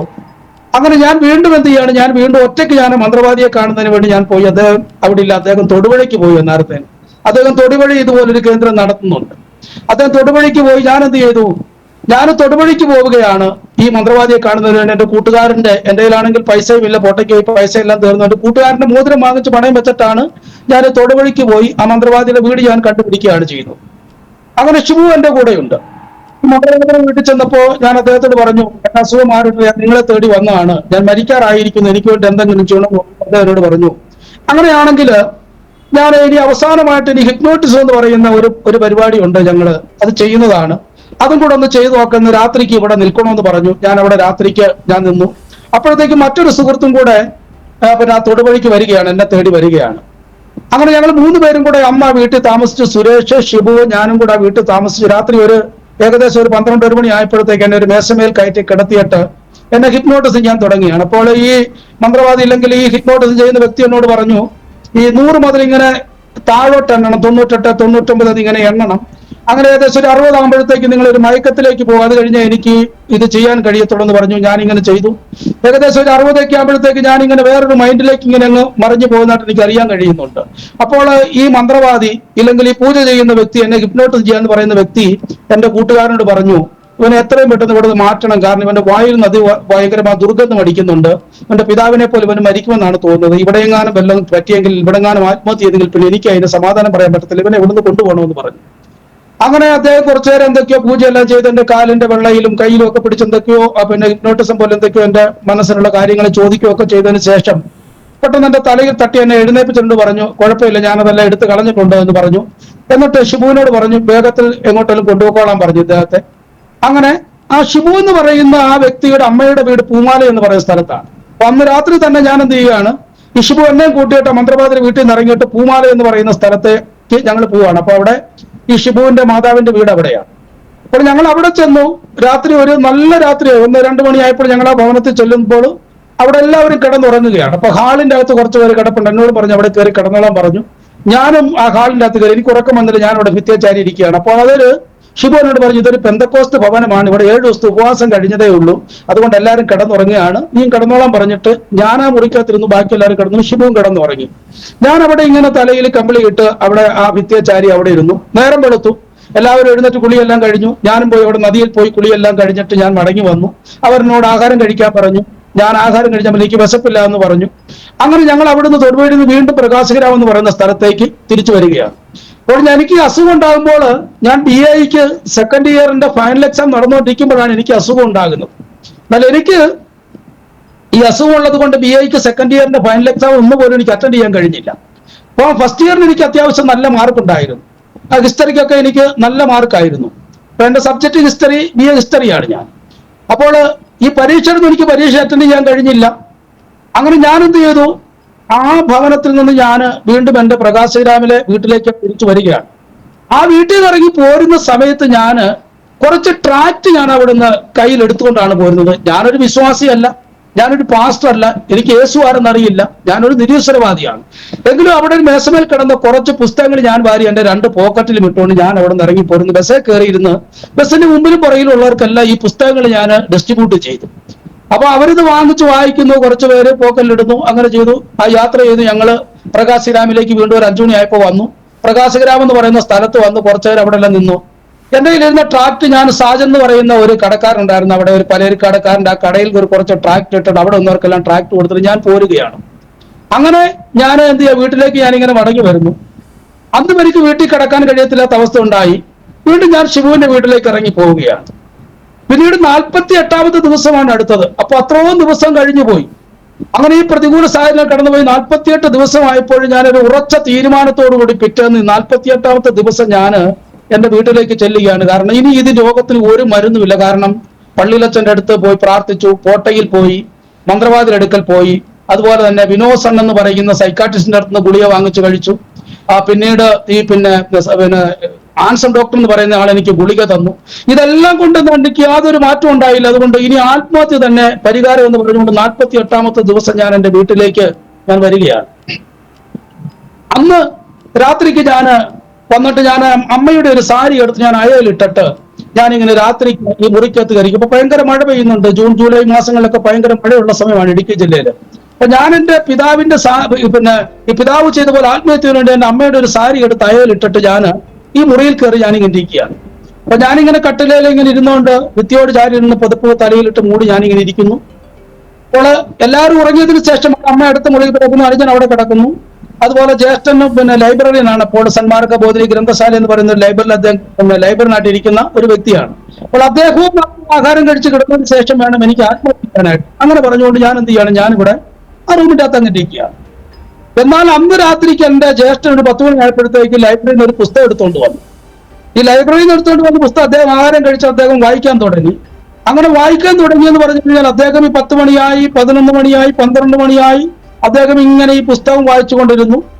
അദ്ദേഹം നേരം 5 മണി വരെ ഈ പുസ്തകം വായിച്ചുകൊണ്ട് ഇരിക്കുകയാണ്. അങ്ങനെ അദ്ദേഹം ഈ പുസ്തകം വായിച്ചുകൊണ്ട് അവിടെ ഇരുന്നത് കൊണ്ട് അദ്ദേഹം ഉറങ്ങിയില്ല, എനിക്ക് ഇറങ്ങി പോകാനും പറ്റിയില്ല. നേരം വെളുത്തു. എന്റെ ആത്മഹത്യ ചെയ്യണമെന്നുള്ള പദ്ധതി അവിടെ എന്ത് ചെയ്യാണ്, പരാജയപ്പെട്ടു പോവുകയാണ്. പിറ്റേന്ന് നേരം വെളുത്ത് അദ്ദേഹം എഴുന്നേറ്റ് പണിക്കും പോയി. എന്റെ അനുജൻ സ്കൂളിലേക്ക് പോയി. ഞാൻ വീണ്ടും എന്ത് ചെയ്തു, ഈ ഷിബുവിന്റെ വീട്ടിലേക്ക് പോയി. ഇങ്ങനെ എന്നിട്ട് അവിടെ ചെന്നിട്ട് ഞാൻ ഒരു ഓട്ടോ വിളിച്ചിട്ട് ഞാൻ MES കോളേജിൽ എന്റെ പരീക്ഷ നടക്കുന്ന സ്ഥലത്തേക്ക് ഞാൻ പോവുകയാണ്. അപ്പൊ ഞാൻ ഒരുപാട് നാളുകൾ എന്റെ സുഹൃത്തുക്കളൊക്കെ അടുത്തുള്ള വീട്ടിലേക്കൊക്കെ വിളിക്കുന്നുണ്ട്. എന്നോട് സക്കീർ എന്ന് പറയുന്ന ഒരു കൂട്ടുകാരന്റെ വീട്ടിലേക്ക് വിളിച്ചിട്ട് എന്നോട് പരീക്ഷയ്ക്കെല്ലാം പറയുന്നുണ്ട്. സാർമാർ ചോദിക്കുന്നുണ്ട് ഞാൻ എവിടെയാണെന്ന്. അപ്പൊ ഞാൻ അവരോടൊക്കെ പറഞ്ഞ് എനിക്കൊരു ചെറിയ അസ്വസ്ഥതയാണ്, ഞാൻ അടുത്ത കൊല്ലം പരീക്ഷ ഒന്നിച്ചെഴുതിക്കൊള്ളാം എന്ന് പറഞ്ഞപ്പോൾ അവർ പറഞ്ഞു അത് ബുദ്ധിമോശമാണ്, ഒരുപാട് പുസ്തകങ്ങൾ എഴുതേണ്ടി വരും. എനിക്ക് എന്റെ അസ്വസ്ഥത എനിക്ക് മാത്രമേ അറിയത്തുള്ളൂ. അങ്ങനെ ഞാൻ എന്ത് ചെയ്തു, ഈ ദിവസം ഈ 49ാമത്തെ ദിവസം ഒരു ഓട്ടോറിക്ഷ വിളിച്ച് ഞാൻ MES കോളേജിൽ കടന്നു ചെന്നപ്പോൾ പരീക്ഷ തുടങ്ങിയിട്ടില്ല. അപ്പോൾ ഞാൻ അവിടെ ചെന്നപ്പോൾ എല്ലാവരും ഓടി വന്ന് എന്താണ് പരീക്ഷ എഴുതാം എല്ലാം ചോദിച്ച് ഞാൻ പറഞ്ഞ് ഞാനൊരു ട്രീറ്റ്മെന്റിലാണ്, ഞാൻ ഇനി അടുത്തൊരു 3 മാസം കഴിഞ്ഞേ വരും, നിങ്ങളെല്ലാം കാണാൻ വന്നാണെന്ന് പറഞ്ഞു. അപ്പൊ ഞാൻ പൂർണ്ണമായിട്ടും ആത്മഹത്യ തീരുമാനിച്ചു 49ാമത്തെ ദിവസം. കാരണം ഒരിക്കലും എനിക്ക് അതിനൊരു മോചനം ഉണ്ടാകാൻ തോന്നിയില്ല. അപ്പൊ എന്റെ കൂട്ടുകാരെയൊക്കെ ചെന്ന് കണ്ടിട്ട് യാത്ര പറയാനായിട്ട് ഞാൻ പോയതാണെന്ന് ഓട്ടോ വിളിച്ച് അവിടെ ചെന്നു. തിരിച്ച് ആ ഓട്ടോയ്ക്ക് തന്നെ തൂക്കാലം വന്നിറങ്ങിയിട്ട് ഞാൻ നടന്നു കയറി വീട്ടിൽ വന്നു. അപ്പോഴത്തേക്ക് ഒരു സന്ധ്യയായി. ഞാൻ അങ്ങനെ ആത്മഹത്യ പൂർണ്ണമായിട്ട് തീരുമാനിച്ച് അന്ന് എനിക്ക് മനസ്സിലായി എന്റെ ജ്യേഷ്ഠൻ നേരത്തെ കിടന്നുറങ്ങും, കാരണം തലേന്ന് ഉറങ്ങാത്തത് കൊണ്ട്. അതുകൊണ്ട് ഞാൻ അന്നത്തെ പോലെ തന്നെ പഴയ പദ്ധതി അനുസരിച്ച് ഒരു സാരിയും എടുത്തുകൊണ്ട് ഈ കട്ടിൽ ഇങ്ങനെ ഇരിക്കുകയാണ്. അപ്പോൾ ഞാനിങ്ങനെ ഇരിക്കുമ്പോൾ ഇതിനിടയ്ക്ക് എന്റെ അസുഖമെല്ലാം ഇങ്ങനെ വല്ലാതെ മൂർച്ഛിച്ചിരിക്കുന്ന സമയത്ത് ഷിബു എന്ന് പറയുന്ന വ്യക്തി എന്നോട് ഒരു കാര്യം പറയാറുണ്ടായിരുന്നു. സാബു, നിന്റെ ഈ അസുഖം ഭേദമാകണമെങ്കിൽ ഞാൻ ഒരു കാര്യം പറയാം. കാരണം ഞാൻ ചോദിച്ചു എന്താണ് പറയാം, എന്താണെങ്കിലും നമുക്ക് ചെയ്യാതിന് പറഞ്ഞ് നിങ്ങൾക്കത് ചെയ്യാൻ പറ്റുമെന്ന് തോന്നുന്നില്ല, കാരണം നിനക്ക് ബുദ്ധിമുട്ടുള്ള കാര്യമാണ് ഞാൻ പറയുന്നത്. ഞാൻ പറഞ്ഞു കാര്യം എന്താണെന്ന് പറഞ്ഞു, ഞാനത് ചെയ്യാൻ തയ്യാറാണെന്ന് പറഞ്ഞു. എന്നോട് പറഞ്ഞു നിനക്ക് സൗഖ്യം വേണമെങ്കിൽ നീ ഏതെങ്കിലും ഒരു പെന്തക്കോസ്ത് പാർട്ടികൾ ചെന്നിട്ട് തലയിൽ കൈവച്ച് പ്രാർത്ഥിച്ചാൽ നിനക്ക് സൗഖ്യം കിട്ടുമെന്ന് പറഞ്ഞു. ഞാൻ പെട്ടെന്ന് ഇങ്ങനെ തീയ ചവിട്ടി പോലെ പിന്നോട്ട് മാറിയിട്ട് ഞാൻ പറഞ്ഞു ഷിബു അത് മാത്രം എന്നോട് പറയരുത്, ബാക്കി എന്ത് വേണമെങ്കിലും ഞാൻ ചെയ്യാം, ഈ പെന്തക്കോസ്ത് പാസ്റ്ററെ കൊണ്ട് പ്രാർത്ഥിപ്പിക്കുന്ന കാര്യം മാത്രം എനിക്ക് ചെയ്യാൻ പറ്റത്തില്ല എന്ന് പറഞ്ഞു. അന്നെ പറഞ്ഞു ഇത് മാത്രമാണ് ഇനി ഒരു പരിഹാരമായിട്ടുള്ളതെന്ന് പറഞ്ഞു. അങ്ങനെ അദ്ദേഹം 2-3 ദിവസം ഞാൻ പറഞ്ഞു എനിക്കത് പറ്റത്തില്ല എന്ന് പറഞ്ഞു. വീണ്ടും എന്താണ് 2-3 ദിവസം കഴിഞ്ഞപ്പോഴത്തേക്ക് ഷിബു എന്നോട് വീണ്ടും പറയുന്നുണ്ട് ഇതുപോലെ നിന്റെ അസുഖം ഭേദമാണെങ്കിൽ പാസ്റ്ററെ കൊണ്ടൊന്ന് പ്രാർത്ഥിപ്പിച്ചാൽ മാറുമെന്ന് പറയുന്നു. അത് കഴിഞ്ഞ് അദ്ദേഹം പറഞ്ഞു ഇനി പാസ്റ്ററെ കൊണ്ട് പ്രാർത്ഥിപ്പിച്ചില്ലെങ്കിൽ നീ വീട്ടിൽ ഇരുന്ന് യേശുവിനോടൊന്ന് പ്രാർത്ഥിച്ചു നോക്ക്, നിനക്ക് സൗഖ്യം വരും. ഇടയ്ക്ക് ഷിബു പള്ളിയിൽ പോകുന്നുണ്ട്, കാരണം ഷിബുവിന്റെ അമ്മ ഒരു പെന്തക്കോസ്തുകാരിയാണ്. അങ്ങനെ പള്ളിയിൽ പോകുന്ന ഒരു അനുഭവത്തിൽ നിന്നാണ് ഷിബു എന്നോട് വിവരങ്ങളെല്ലാം പറയുന്നത്. ഏതായാലും ഞാനത് ചെയ്യാൻ തയ്യാറായിരുന്നില്ല. തന്നെയുമല്ല ഈ കോളേജിലൊക്കെ ഞാനൊരു നല്ലൊരു പാർട്ടി പ്രവർത്തനമായിരുന്നു. അങ്ങനെ പാർട്ടിയുടെ കെയർ ഓഫിൽ എനിക്ക് അഡ്മിഷൻ ലഭിക്കുന്നത്. അങ്ങനെ ഞാൻ ഈ കോളേജിലായിരിക്കുന്ന സമയത്ത് ഞാൻ ചെറുപ്പത്തിലെ പാർട്ടി പ്രവർത്തനം തുടങ്ങുന്നതാണ്. അപ്പൊ എന്റെ പിതാവും ഒക്കെ കമ്മ്യൂണിസ്റ്റ് പാർട്ടിയുടെ പ്രവർത്തകരും, എന്റെ പിതാവാണെങ്കിൽ നല്ല ആർട്ടിസ്റ്റാണ്, അതുകൊണ്ട് ഇലക്ഷൻ വരുമ്പോഴുള്ള മുഴുവൻ എഴുത്തു വർക്കുകളും അദ്ദേഹമാണ്.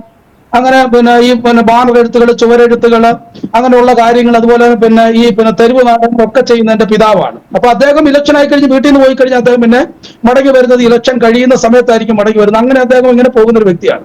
അപ്പൊ ഞാനും ഇതേ ചൂട് വെച്ചത് കൊണ്ട് ഈ കോളേജിൽ ചെന്ന് ചേരുന്ന അതേ സമയത്ത് എനിക്ക് കോളേജിൽ ഒരു നല്ല പൊസിഷൻ കിട്ടുന്നുണ്ട് പാർട്ടിയിൽ തന്നെ. അങ്ങനെ ഞാൻ കോളേജിൽ പാർട്ടി പ്രവർത്തനം ആദ്യത്തെ വർഷം തന്നെ ഞാൻ മാഗസിൻ എഡിറ്ററായിട്ട് MES കോളേജിൽ മത്സരിക്കുന്നുണ്ട്. അങ്ങനെ പാർട്ടിയുടെ സജീവ പ്രവർത്തനമായതുകൊണ്ട് ഞാനൊരു അത്യാവശ്യം നന്നായിട്ട് പ്രസംഗിക്കാൻ ചെയ്യുമായിരുന്നു അന്നത്തെ സമയങ്ങളിലൊക്കെ. അപ്പോൾ ഞാൻ ഈ കോളേജിൽ പ്രസംഗിക്കുന്ന സമയത്ത് എന്റെ പിതാവിന്റെ പിതാവ് കുട്ടിക്കാലത്ത് ഈ മേശമേലിരുത്തി എന്നെ ഇങ്ങനെ ഈ കമ്മ്യൂണിസ്റ്റിന്റെ കഥകൾ പറയുമ്പോൾ, അതുപോലെ തന്നെ കോവൂരിന്റെ സമ്പൂർണ്ണ കൃതികൾ വായിച്ച് നിരീശ്വരവാദത്തിന്റെ കഥ പറയുമ്പോൾ, എന്റെ പിതാവിന്റെ പിതാവ് എന്നോട് പറയുന്ന ഒരു കാര്യമുണ്ട്. നിനക്കറിയുമോ ലോകത്തിലെ ആദ്യത്തെ കമ്മ്യൂണിസ്റ്റുകാരൻ ആരാണെന്ന്? അപ്പം എന്റെ പിതാവിന്റെ പിതാവ് എന്നോട് പറഞ്ഞു, ലോകത്തെ ആദ്യത്തെ കമ്മ്യൂണിസ്റ്റുകാരൻ എന്ന് പറഞ്ഞാൽ യേശുവാണ് ആദ്യത്തെ കമ്മ്യൂണിസ്റ്റുകാരൻ. അതിന് അദ്ദേഹം ആധാരമായി വെക്കുന്നത് മത്തായിയുടെ സുവിശേഷം 11-ാം അധ്യായം 27-ാം വാക്യമാണ്. അധ്വാനിക്കുന്നവരും ഭാരം ചുമക്കുന്നവരുമായുള്ളവരെ എല്ലാവരും എന്റെ അടുക്കൽ വരുവൻ, ഞാൻ നിങ്ങളെ ആശ്വസിപ്പിക്കുമെന്നുള്ള ഈ വചനം എപ്പോഴും പറഞ്ഞുകൊണ്ട് അദ്ദേഹം പറയും, ലോകത്തെ ആദ്യത്തെ കമ്മ്യൂണിസ്റ്റുകാരൻ യേശു ക്രിസ്തുവാണെന്ന് എന്നോട് പറയും. അപ്പൊ ഞാൻ ഈ കോളേജിലൊക്കെ ഇങ്ങനെ കുട്ടികളെ ഇങ്ങനെ ആവേശപ്പെടുന്നതിന് വേണ്ടി പ്രസംഗിക്കുമ്പോൾ ഞാനും എന്താണ് ഇങ്ങനെ കുട്ടികളോട് ഇങ്ങനെ പറയുമായിരുന്നു, ലോകം കണ്ട ആദ്യത്തെ കമ്മ്യൂണിസ്റ്റുകാരൻ യേശുവാണ്.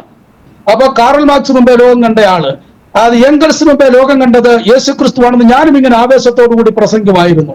അതുകൊണ്ട് എനിക്ക് പെന്തക്കോസ്തിലേക്ക് ചേരുക എന്ന് പറഞ്ഞാൽ യേശുവിനെ ഒരു കർത്താവായിട്ട് കാണുക എന്നൊക്കെ പറഞ്ഞ് ഒരിക്കലും അംഗീകരിക്കാൻ കഴിയുന്ന കാര്യമല്ല. അങ്ങനെ ഞാൻ ഈ കോളേജിൽ പ്രസംഗിക്കുന്ന സമയത്ത് ഒരു പെൺകുട്ടി എപ്പോഴും ഈ പ്രസംഗം കേൾക്കാണ്ട് വരുമായിരുന്നു. അവൾ കമ്മലും മാലയും ഒന്നും വിടാത്ത ഒരു പെൺകുട്ടിയാണ്. അപ്പോൾ ഈ പെൺകുട്ടി പ്രസംഗം കേട്ട് ഇങ്ങനെ വന്നതിന് ശേഷം പറയൂ, എന്നോട് അടുത്ത് വന്ന് ഒരിക്കൽ വന്ന് പറയും, സാവുച്ചേട്ടന്റെ പ്രസംഗങ്ങളൊക്കെ വളരെ നല്ല പ്രസംഗമാണ്, പക്ഷെ എനിക്കൊരു സജഷൻ ഉണ്ടെന്ന് പറഞ്ഞു. ഞാൻ പറഞ്ഞു, എന്താണ് പറ? ഉടനെ പറഞ്ഞ്, ഈ പ്രസംഗങ്ങൾ നല്ലതാണ്, പക്ഷെ യേശു ക്രിസ്തുവിനെ കമ്മ്യൂണിസ്റ്റുകാരൻ ഒരിക്കലും ഇനി സാവുച്ചേട്ടൻ പ്രസംഗിക്കരുത്. കാരണം യേശു ക്രിസ്തു ഒരിക്കലും എന്താണ് ഒരു കമ്മ്യൂണിസ്റ്റുകാരനല്ല, യേശു ക്രിസ്തു ദൈവപുത്രനാണെന്ന് നിങ്ങൾ പറഞ്ഞു. കാരണം ഞാൻ പറഞ്ഞ്, നീ +2 വരെ അല്ലെങ്കിൽ പ്രീ ഡിഗ്രി വരെ പഠിച്ചിട്ട് നിനക്ക് യാതൊരു ബുദ്ധി ഉണ്ടായില്ലല്ലോ കുഞ്ഞെന്ന് പറഞ്ഞ് ഞാൻ അവളെ കളിയാക്കി വിട്ടു. അവള് പറഞ്ഞ്, സാബുചേട്ടൻ ഇപ്പം ഈ യേശുവിനെ കമ്മ്യൂണിസ്റ്റുകാരെന്ന് പ്രസംഗിച്ച, പക്ഷെ ഒരിക്കൽ സാബുചേട്ടൻ യേശു ക്രിസ്തുവിനെ ദൈവപുത്രൻ എന്ന് പ്രസംഗിക്കുമെന്ന് പറഞ്ഞിട്ട് ആ കുട്ടി അങ്ങ് ഇറങ്ങിപ്പോയി. പിന്നീട് അവളെന്റെ പ്രസംഗങ്ങൾ കേൾക്കാൻ വരുമായിരുന്നു. മെയ്മോൾ എന്നായിരുന്നു ആ പെൺകുട്ടിയുടെ പേര്. ആ പെൺകുട്ടി ഇന്ന് അമേരിക്കയിൽ എവിടെയോ നല്ലൊരു ജോലിയിലായിരിക്കുന്ന ഒരു ബ്രദറൻ സമുദായത്തിൽപ്പെട്ട പെൺകുട്ടിയായിരുന്നു അവൾ പറഞ്ഞതൊരു പ്രവചനം പോലെ എന്റെ ജീവിതത്തിൽ നിറവേറിയെന്നാണ് എനിക്കിപ്പോൾ പറയുവാനായിട്ടുള്ളത്. അതുകൊണ്ടാണെങ്കിലും ഈ പെൺകുട്ടികളായിട്ടുള്ളവരൊക്കെ ഇപ്രകാരമുള്ള മെസ്സേജുകൾ, ഈ സാക്ഷ്യം കേൾക്കുന്നുണ്ടെങ്കിൽ നിങ്ങളൊരു കോളേജിൽ പഠിക്കുമ്പോൾ നിങ്ങൾക്ക് കഴിയുന്നവരോട് എന്താണ് നിങ്ങൾ സുവിശേഷം പറയണമെന്നാണ് ആ പെൺകുട്ടി കാണിച്ചു തന്നൊരു മാതൃക. അപ്പോൾ എനിക്ക് പറയാനുള്ളത്, എന്നാൽ അവൾ അങ്ങനെ അവളുടെ വഴിക്ക് പോയി. ഞാൻ വീണ്ടും പ്രസംഗങ്ങളൊക്കെ തുടർന്നു. അങ്ങനെ ഇരിക്കുന്ന ഒരു അവസ്ഥയായിരുന്നു. അതുകൊണ്ട് തന്നെ എനിക്ക് ഒരിക്കലും എനിക്ക് പഠിച്ചൊരു നല്ല ഒരു അഡ്വക്കറ്റ് ആകണം, ഇല്ലെങ്കിൽ ഒരു ഗവൺമെന്റ് ഉദ്യോഗസ്ഥനാകണം എന്നൊക്കെ ഉള്ള ഒരു ആഗ്രഹമായിരുന്നു എന്റേത്. പാർട്ടിയുടെ ലെവലിൽ കടന്നു പോയാൽ ഒരു അഡ്വക്കറ്റ് ആകാൻ പറ്റും. അതിനുള്ള സാഹചര്യങ്ങളൊക്കെ എന്റെ ജീവിതത്തിൽ ഉണ്ടായിട്ടുണ്ട്, ഉണ്ടാകാനുള്ള സാധ്യതകളുണ്ട്. ഞാൻ അപ്രകാരമായിരുന്നു മുമ്പോട്ട് പോയിരുന്നത്. അതുകൊണ്ട് തന്നെ ഇവർ പറഞ്ഞ കാര്യങ്ങളൊന്നും എനിക്ക് ശുഭ പറഞ്ഞ കാര്യങ്ങൾ ഉൾക്കൊള്ളാൻ പറ്റിയില്ല, ഞാനത് ചെയ്തില്ല. പക്ഷെ 49-ാമത്തെ ദിവസം ഞാൻ ആത്മഹത്യ ചെയ്യാൻ ഇരിക്കുന്ന സമയത്ത് ശുഭ പറഞ്ഞ ഈ വാക്ക് എന്റെ ചെവിയുടെ ഉള്ളിലേക്ക് വന്നു. നീ കർത്താവിനോടൊന്ന് പ്രാർത്ഥിച്ചു നോക്കുക. നീ ഇനി പെന്തക്കോസ്തക്കാരനെ കൊണ്ട് പ്രാർത്ഥിപ്പിക്കണ്ട, പാസ്റ്ററെ കൊണ്ട് പ്രാർത്ഥിപ്പിക്കണ്ട, പക്ഷെ ഈ റൂമിലിരുന്ന് നിനക്ക് യേശുവിനോടൊന്ന് പ്രാർത്ഥിക്കാമല്ലോ എന്ന് എന്റെ മനസ്സിൽ ഒരു തോന്നലുണ്ടായി. അപ്പൊ ഞാൻ അവിടെ ഇരുന്നു കൊണ്ട് അവസാനത്തെ കച്ചിത്തുരും എന്ന് പറയുന്നതില് വിശ്വാസം ഉണ്ടായിട്ടല്ല, മരിക്കാൻ പോകുന്ന ഒരു മനുഷ്യന്റെ അവസാനത്തെ കച്ചിത്തുരും എന്ന് പറയുന്ന പോലെ ഞാൻ അവിടെ ഇരുന്നു കൊണ്ട് ഇപ്രകാരം ഒരു പ്രാർത്ഥനയാണ്. ഇത് പ്രാർത്ഥനയാണോ എന്ന് എനിക്കറിയില്ല. യേശുവേ, നീ ദൈവപുത്രനാണെങ്കിൽ ഇന്ന് രാത്രി 12 മണിക്ക് മുമ്പ് ഒരു ടൈം വെച്ച് പറയുകയാണ്, എന്റെ റൂമിന്റെ അകത്ത് ഇറങ്ങി എന്നെ തൊടണം, എന്നെ സൗഖ്യമാക്കണം. അങ്ങനെയാണെങ്കിൽ ഞാൻ ബൈബിൾ എടുത്തുകൊണ്ട് ഞാൻ ഒരു സുവിശേഷ പ്രവർത്തകനായി മാറുമെന്ന് അവിടെ ഇരുന്നുകൊണ്ട് ഞാൻ എന്റെ മനസ്സിലൊരു തീരുമാനം എടുത്ത് പ്രാർത്ഥിച്ചു. ഒരു വിശ്വാസമുള്ളത് കൊണ്ടല്ല ഞാൻ പ്രാർത്ഥിച്ചതിന് ശേഷം ഞാൻ വീണ്ടും എത്തിയാണ് ഈ ഭിത്തിയിൽ ചാരി ഇങ്ങനെ തലവഴി ഇങ്ങനെ പുതപ്പെട്ട് ഞാൻ അവിടെ തന്നെ ഇങ്ങനെ ഇരിക്കുകയാണ്. അപ്പോൾ ഒരു 8 മണിയായി കാണും പ്രാർത്ഥിച്ചു. 9 മണിയായി, 10 മണിയായി, 11 മണിയായി, ഒന്നും നടക്കുന്നില്ല. അപ്പൊ എനിക്ക് മനസ്സിലായി യേശുവില്ല, ദൈവമില്ല, ഇല്ലെങ്കിൽ എപ്പോഴേ റൂമിൽ വരേണ്ട സമയം കഴിഞ്ഞു. എന്നാൽ പുറത്ത് ഭയങ്കര ശക്തമായിട്ട് മഴ പെയ്യുന്നുണ്ട്. രാത്രിക്ക് ഞാനിങ്ങനെ സമയം നീങ്ങിപ്പോയിക്കൊണ്ടിങ്ങനെ ഇരിക്കുകയാണ്. ഏകദേശം ഒരു 11:45 ആയപ്പോഴത്തേക്കും എന്റെ പുതപ്പിനടിയിൽ ഇങ്ങനെ ഒരു ഷോക്ക് അടിക്കുന്ന പോലെ ഒരു അവസ്ഥ ഉണ്ടാക്കുകയും അതെന്റെ ശരീരത്തെ വല്ലാതെ ബാധിക്കുന്ന കാതിന്റെ അകത്തൊരു ശബ്ദം കേൾക്കുകയാണ്, ബൈബിൾ എടുത്ത് വായിക്കുകയാണ്. അപ്പോൾ നിരീശ്വരവാദിയുടെ കുടുംബത്തിൽ എവിടെയാണ് ബൈബിൾ എന്ന് ഒരു ചോദ്യം ഉണ്ടാകാം. അതിന് ഞങ്ങളുടെ കുടുംബത്തിന്റെ അകത്ത് അന്ന് ഒരുമാതിരിപ്പെട്ട എല്ലാ തരത്തിലുള്ള മതവിഭാഗങ്ങളുടെ പുസ്തകങ്ങളുണ്ട്. ഖുറാന്റെ പതിപ്പുകളുണ്ട്, ഭഗവത്ഗീതയുടെ ഭാഗങ്ങളുണ്ട്, അതുപോലെ തന്നെ ബൈബിളിന്റെ ഒരു കോപ്പി അവിടെ വെച്ചിട്ടുണ്ട്. കാരണം നിരീശ്വരവാദം തെളിയിക്കുന്നതിന് വേണ്ടി ഇതൊക്കെ ഞങ്ങളുടെ വീട്ടിൽ കൊണ്ടുവച്ചിട്ടുണ്ട്. അപ്പൊ ഈ ബൈബിൾ എന്ന് പറഞ്ഞതിന് ഉൽപ്പത്തിയില്ല, വെളിപ്പാടുമില്ല, അങ്ങനെ ഒരു പഴയ ബൈബിളാണ്. കാരണം പിതാവിന്റെ പിതാവും പിതാവുക്കും സംഭവമായതുകൊണ്ട് ഇതാരും ശ്രദ്ധിക്കാതെ അതിന്റെ താളുകളൊക്കെ വലിച്ചു കയറി കളഞ്ഞതാണ്. അങ്ങനെ ഉൽപ്പത്തിയും വെളിപ്പാടും ഇല്ലാത്ത ഈ പുസ്തകം ഞാൻ രാത്രിക്ക് ചെന്നിട്ട് അന്ന് കറണ്ടൊന്നുമില്ല, ഞങ്ങളുടെ മണ്ണെണ്ണ വിളക്കാണ്, തീപ്പെട്ടി കൊള്ളി കത്തിച്ചിട്ട് ഞാൻ അരണ്ട വെളിച്ചത്തില് ഈ ബൈബിള് തുറന്ന് ആദ്യമായിട്ട് ഞാൻ ബൈബിൾ വായിക്കുകയാണ്. അവിടെ ഇരുന്ന് ഖുറാന്റെ പതിപ്പ് ഞാൻ എടുത്ത് വായിച്ചിട്ടുണ്ട്. അതുപോലെ തന്നെ മഹാഭാരത രാമായണത്തിന്റെ കഥകളൊക്കെ അവിടെ കൊണ്ടുവച്ച് അതെല്ലാം ഞാൻ വായിച്ചിട്ടുണ്ട്. ഒരിക്കൽ പോലും ബൈബിൾ ഞാൻ വായിച്ചിട്ടില്ല. ആദ്യമായിട്ടാണ് ഞാൻ അവിടെ ഇരുന്നു കൊണ്ട് ആ ബൈബിൾ ആ മണ്ണെണ്ണ വിളക്കിന്റെ വെളിച്ചത്തിൽ ഞാൻ വായിക്കുമ്പോൾ അതിന്റെ അകത്തു നിന്നൊരു വാക്യം എന്നോട് ഇടപെടുകയാണ്. അത് ഏത് പുസ്തകമാണെന്നൊന്നും എനിക്ക് അന്നത്തെ സമയത്ത് എനിക്കറിയത്തില്ല. ആ വചനം എന്നോട് ഇപ്രകാരം ഇടപെടുകയാണ്: ഭയപ്പെടേണ്ട, നിന്നോട് കൂടെയുണ്ട്, ഭ്രമിച്ചു നോക്കേണ്ട, ഞാൻ നിന്റെ ദൈവമാകുന്നു, ഞാൻ നിന്നെ ശക്തീകരിക്കും സഹായിക്കും, എന്റെ നീതിയുള്ള വലങ്കരം കൊണ്ട് ഞാൻ നിന്നെ താങ്ങുമെന്ന് ഒരു വചനം എന്റെ ഉള്ളിലേക്ക് ഇറങ്ങുകയും സോഡാക്കുപ്പി പൊട്ടിക്കുന്ന പോലെ എന്റെ ഉള്ളിൽ നിന്നും ഒരു കരച്ചിൽ പുറത്തേക്ക് വരികയാണ്. ഞാൻ അന്ന് രാത്രികാലം ആ 12 മണി മുതൽ ഈ വാക്യം വായിച്ച സമയം മുതൽ നേരം വെളുത്ത് 5 മണി വരെ ഞാൻ ആ കട്ടിൽ ഇരുന്നു കൊണ്ട് നിർത്താതെ ഞാൻ കരയുകയാണ്. വായിക്കത്ത് പുതപ്പെല്ലാം തള്ളിക്കയറ്റി വെച്ച്, കാരണം പുറത്തിരിക്കുന്ന ആരും എന്റെ ശബ്ദം കേൾക്കരുത്. അങ്ങനെ ഞാൻ നേരം വെളുക്കുവോളം ഞാൻ അവിടെ ഇരുന്നു കൊണ്ട് ഞാൻ കരഞ്ഞു. ഏകദേശം ഒരു 5:30 ആയപ്പോഴത്തേക്ക് ഞാൻ പെട്ടെന്ന് എഴുന്നേറ്റു. എന്നിട്ട് എന്റെ അമ്മ ഇലക്കിയിട്ടിരുന്ന എന്റെ ഉണങ്ങാത്ത പകുതി ഉണങ്ങിയ ഈ ഉടുപ്പും അതുപോലെ തന്നെ പാൻറ് എടുത്തുകൊണ്ട് ഞാൻ ഓടുകയാണ്. എന്നോട് ചോദിച്ചു എങ്ങോട്ടാ പോകുന്നത്? ഞാൻ പറഞ്ഞു ഇപ്പൊ വരാന്ന് പറഞ്ഞ് ഞാൻ ഓടിപ്പോയി. കാരണം ഞാൻ അങ്ങനെ പോയി കഴിഞ്ഞാൽ അമ്മ എന്നോട് ചോദിക്കും. കാരണം ഞാൻ അങ്ങനെ അമ്മയോട് അങ്ങനെ പറഞ്ഞിട്ട് പോകുന്ന ഒരു സ്വഭാവമൊന്നും എനിക്കില്ല. അപ്പൊ അതുകൊണ്ട് എന്റെ അമ്മ എന്നോട് ഒന്നും മിണ്ടിയില്ല. ഞാൻ അങ്ങനെ പോയി. ഞാൻ പോയത് ഈ പാസ്റ്ററുടെ വീട്ടിലേക്കാണ് പോകുന്നത്. രാജു എന്ന് പറയുന്ന KJ രാജു എന്ന് പറയുന്ന കുമളിയിലുള്ള ഒരു പാസ്റ്റർ അന്ന് പിന്നെ തന്റെ ഭാര്യയും കുഞ്ഞുങ്ങളുമായിട്ട് അവിടെ വന്ന് ഈ പ്രകാശഗ്രാമം എന്ന് പറയുന്ന സ്ഥലത്ത് വന്നൊരു കുഞ്ഞു വീട് വാടകയ്ക്ക് എടുത്ത് അവരവിടെ ഒരു ആരാധന നടത്തുന്നുണ്ട്. ഇടയ്ക്കൊക്കെ ഞാനിങ്ങനെ ഈ പിന്നെ കൊന്ത കഴുത്തിലിട്ടേക്കുന്നത് കണ്ട് അതുപോലെ തന്നെ പിന്നെ ഇങ്ങനെ പോകുന്നതൊക്കെ കാണുമ്പോൾ ഈ പാസ്റ്ററിനെ വിളിച്ചൊരു സഹോദര ആരാധന ദൈവത്തെ അറിഞ്ഞ് ജീവിക്കുക എന്നൊക്കെ എന്നോട് പറയുമായിരുന്നു. പക്ഷെ എനിക്ക് പാസ്റ്ററെ കാണുന്നത് എനിക്ക് താല്പര്യമില്ല. അദ്ദേഹത്തിന്റെ സംസാരം കേൾക്കുന്നത് എനിക്ക് താല്പര്യം. ഞാൻ പറയും ഞാൻ കമ്മ്യൂണിസ്റ്റുകാരനാണ്, ഞാനൊരു ഗവൺമെന്റ് ജോലിക്കൊക്കെ വേണ്ടി പഠിക്കുന്നതാണ് പാസ്റ്ററെ, എനിക്ക് പള്ളിയിലൊന്നും വരാൻ പറ്റത്തില്ല എന്ന് പറഞ്ഞു. അങ്ങനെ എന്ത് ചെയ്തു, ഞാൻ ഈ പാസ്റ്റർ വീട്ടിൽ ഓടിച്ചെന്നിട്ട് രാവിലെ ഒരു 6 മണി ആയതുകൊണ്ട് വാതിൽ അതിശക്തിയോടെ ഞാൻ ഇങ്ങനെ വാതിലിട്ട് അടിച്ചപ്പോൾ പാസ്റ്റർ പോലും ഭയന്നു പോയി. എന്താണ് സംഭവിക്കുന്നെന്ന് അറിയത്തില്ല. അദ്ദേഹം വാതിൽ തുറന്നപ്പോൾ ഞാൻ ഇങ്ങനെ ഒരു 3 മാസം ഒരു 50 ദിവസക്കാലമായി ആഹാരം കഴിക്കാതെ കുളിക്കാതെ വസ്ത്രങ്ങളൊക്കെ വല്ലാത്ത തേക്കാതെ തലമുടിയെല്ലാം വളർന്ന് കണ്ണൊക്കെ കുഴിഞ്ഞിറങ്ങി ഒരു രൂപം ഇങ്ങനെ ഫ്രണ്ടിരിക്കുകയാണ്. അദ്ദേഹവും ആ പടെ ഭയന്നു പോയി. രാവിലെ വളരെ ശക്തിയോടെ വാതിലടിച്ചപ്പോഴത്തേക്കും പിന്നെ ഞാൻ എന്ത് ചെയ്തു, അദ്ദേഹം ഇങ്ങനെ വാതിൽ തുറന്ന് പുറത്തേക്ക് കൈ നീട്ടി എന്താന്ന് ചോദിച്ചു. ഞാൻ പറഞ്ഞു പെട്ടെന്ന് തലയ്ക്ക് വെച്ച് പ്രാർത്ഥിക്കാൻ എന്ന് പറഞ്ഞു. അദ്ദേഹം പെട്ടെന്ന് എന്റെ കയ്യെ പിടിച്ച് അകത്തേക്ക് കയറ്റിയിരുത്തിയിട്ട് ഒരു കസേര വലിച്ചിട്ട് എന്നോട് പറഞ്ഞു എന്താണ് സഹോദരൻ പറയാൻ പറഞ്ഞു. ഞാൻ അവിടെ നിന്നോട് പറഞ്ഞു എനിക്ക് വേണ്ടി വേഗത്തിൽ പ്രാർത്ഥിക്കുക, എന്റെ വയറ് പഴുത്തഴുകിയിരിക്കാൻ, എനിക്ക് വലിയ രോഗമുണ്ട്, പ്രാർത്ഥിക്കാൻ പറഞ്ഞു. അദ്ദേഹം പറഞ്ഞു കാര്യങ്ങളെല്ലാം പറയൂ, അതിനുശേഷം പ്രാർത്ഥിക്കാന്ന് പറഞ്ഞു. അവിടെ ഇരുന്നുകൊണ്ട് ഞാൻ എന്റെ ആ ജീവിതകാലം മുഴുവൻ നടന്ന കാര്യങ്ങൾ 1 മണിക്കൂർ കൊണ്ട് ഞാൻ ഇങ്ങനെ വിശദീകരിച്ച് അവിടെ നിന്ന് പറഞ്ഞു. അദ്ദേഹം എന്നോട് പറഞ്ഞു ഭാരപ്പെടേണ്ട, ദൈവസന്നിധിയിലാണ് വന്നിരിക്കുന്നത്, ഒരിക്കലും മരിക്കത്തില്ല എന്ന് പൂർണ്ണമായിട്ട് വിശ്വസിച്ചു കൊള്ളുക, കർത്താവ് സൗഖ്യമാക്കുമെന്ന് പറഞ്ഞു. എനിക്കത് അങ്ങനെ വിശ്വസിക്കാനൊന്നും കഴിഞ്ഞില്ലെങ്കിലും അദ്ദേഹം പറഞ്ഞ കാര്യങ്ങളെല്ലാം അദ്ദേഹത്തിന്റെ ശരീരം നോക്കുമ്പോൾ ശരീരം ഇങ്ങനെ വിറയ്ക്കുന്നുണ്ട്, കൈകൾ വിറയ്ക്കുന്നുണ്ട്, ശരീരം വളരെയധികം വീക്കായിട്ടിരിക്കണം. അതിനോട് ആഹാരം കഴിച്ചോ? ഞാൻ പറഞ്ഞില്ല, ഒരു 10-49 ദിവസം അതിനിടയ്ക്ക് 2 പ്രാവശ്യം മാത്രമേ ആഹാരം കഴിച്ചിട്ടുള്ളൂ. ഉടനെ അദ്ദേഹം അലീസ എന്ന് വിളിച്ചിട്ട് പറഞ്ഞു ഇതുപോലെ അല്പം ഭക്ഷണം എടുത്തു വെക്കാൻ പറഞ്ഞു. കുഞ്ഞുങ്ങൾക്ക് വേണ്ടി പള്ളിപ്പെടുത്തി കൊണ്ടുപോകാനായിട്ട് ആന്റി ആഹാരം ഉണ്ടാക്കുന്ന മാങ്ങാ ചമ്മന്തിയും അതുപോലെ തന്നെ ഈ ചോറും കൂടെ എടുത്ത് ഇങ്ങനെ കൊണ്ടുവന്ന് വെച്ചിട്ട് അതിന്റെ മുകളിൽ കരം വെച്ചിട്ട് മുമ്പിൽ വെച്ചിട്ട് പറഞ്ഞ് കഴിക്കാൻ പറഞ്ഞു. ഞാൻ പറഞ്ഞു എനിക്ക് കഴിക്കാൻ പറ്റത്തില്ല, വയറിങ്ങനെ ഇരിക്കുന്ന അവസ്ഥയാണ്, കഴിച്ചാൽ ഞാൻ ചിലപ്പോൾ മരിച്ചു പോകും എന്ന് പറഞ്ഞു. അദ്ദേഹം പറഞ്ഞു ഈ ആഹാരം കഴിച്ചതിന്റെ പേരിൽ മരിച്ചു വീണ് കഴിഞ്ഞാൽ ഞാൻ പ്രാർത്ഥിച്ചെഴുന്നേൽപ്പിച്ചോളാം, ഒന്നും ഭാരപ്പെടണ്ടെന്ന് പറഞ്ഞു. അങ്ങനെ ഞാൻ അവിടെ ഇരുന്നു കൊണ്ട് ആ ചോറ് വാരി കഴിക്കുകയാണ്. 1 മണിക്കൂറോളം എടുത്ത് അല്പം ചോറ് കഴിക്കണം. എന്റെ കണ്ണിൽ നിന്ന് ഇങ്ങനെ കണ്ണുനീരെ ചോറിനകത്തോട്ട് വീഴുന്നത്. പാസ്റ്റർ പറഞ്ഞ് കരയണ്ട, ദൈവസന്നിധിയിലാണ് വന്നിരിക്കുന്നത്, പാപങ്ങളെല്ലാം ദൈവം മാറ്റും, അസുഖങ്ങളെല്ലാം ദൈവം മാറ്റും, കുടുംബത്തിന്റെ ഉള്ള പ്രയാസങ്ങൾ ദൈവം മാറ്റും എന്നൊക്കെ ആശ്വാസവാക്കുകളെല്ലാം പറഞ്ഞു. ആഹാരം കഴിച്ചു. പാസ്റ്റർ എനിക്ക് വേണ്ടി പ്രാർത്ഥിച്ചു. അന്ന് പാസ്റ്റർ എന്നെ കൊണ്ട് നെടുങ്കോട് എന്ന് പറയുന്ന ഒരു സ്ഥലത്ത് പോയി ഒരു ദന്ത ഡോക്ടറെ കാണുന്നത്. അദ്ദേഹം ഒരു വിശ്വാസിയും ഒരു പാസ്റ്ററും ഒക്കെയാണ്. അപ്പം ആന്റിയുടെ എന്തോ ഒരു പല്ലിന്റെ ഒരു അസ്വസ്ഥ ഉണ്ടായിരുന്നു, അതൊക്കെ കാണിച്ച് ഞങ്ങൾ എന്ത് ചെയ്തു, ആ നെടുങ്കടുത്ത് വീണ്ടും തിരിച്ചു വീട്ടിൽ വന്നു. എന്നിട്ട് പാസ്റ്റർ വീട്ടിൽ വന്നിട്ട് പാസ്റ്റർ വേഗം ഫ്രഷായി എന്റെ കൂടെ എന്റെ വീട്ടിലേക്ക് വന്നു, എന്റെ അമ്മയുടെ അടുക്കലേക്ക്. എന്റെ അമ്മയുടെ അടുത്തുനിന്ന് അനുവാദം എല്ലാം വാങ്ങിച്ചു. അമ്മയുടെ അടുത്ത് അനുവാദം വാങ്ങിച്ചിട്ട് പറഞ്ഞു സഹോദരൻ ഞങ്ങൾ വീട്ടിലേക്ക് കൊണ്ടുപോവുകയാണ്, ഇനി ഞങ്ങളോട് വെച്ച് പ്രാർത്ഥിക്കാനുള്ള പ്ലാൻ ഇട്ട്. പിന്നെ അമ്മ പാസ്റ്ററോട് പറഞ്ഞു എന്റെ കുഞ്ഞിന്റെ അസുഖം മാറുന്ന പാസ്റ്ററെ കൊണ്ടുപോയിക്കോളാൻ പറഞ്ഞു. അങ്ങനെ എന്നെ കൂട്ടിക്കൊണ്ട് വീട്ടിൽ വരികയാണ്.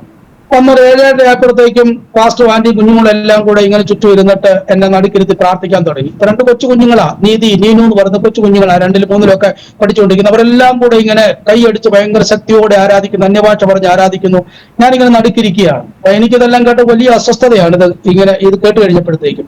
അപ്പൊ പാസ്റ്റർ ഇതിനിടയ്ക്ക് എന്നോട് ചോദിച്ചു, സഹോദരൻ ഉറങ്ങാൻ ആഗ്രഹിക്കുന്നുണ്ടോ എന്ന് ചോദിച്ചു. പ്രാർത്ഥന ഞാൻ പറഞ്ഞു ഉറങ്ങാൻ ആഗ്രഹിക്കുന്നുണ്ടെന്ന്.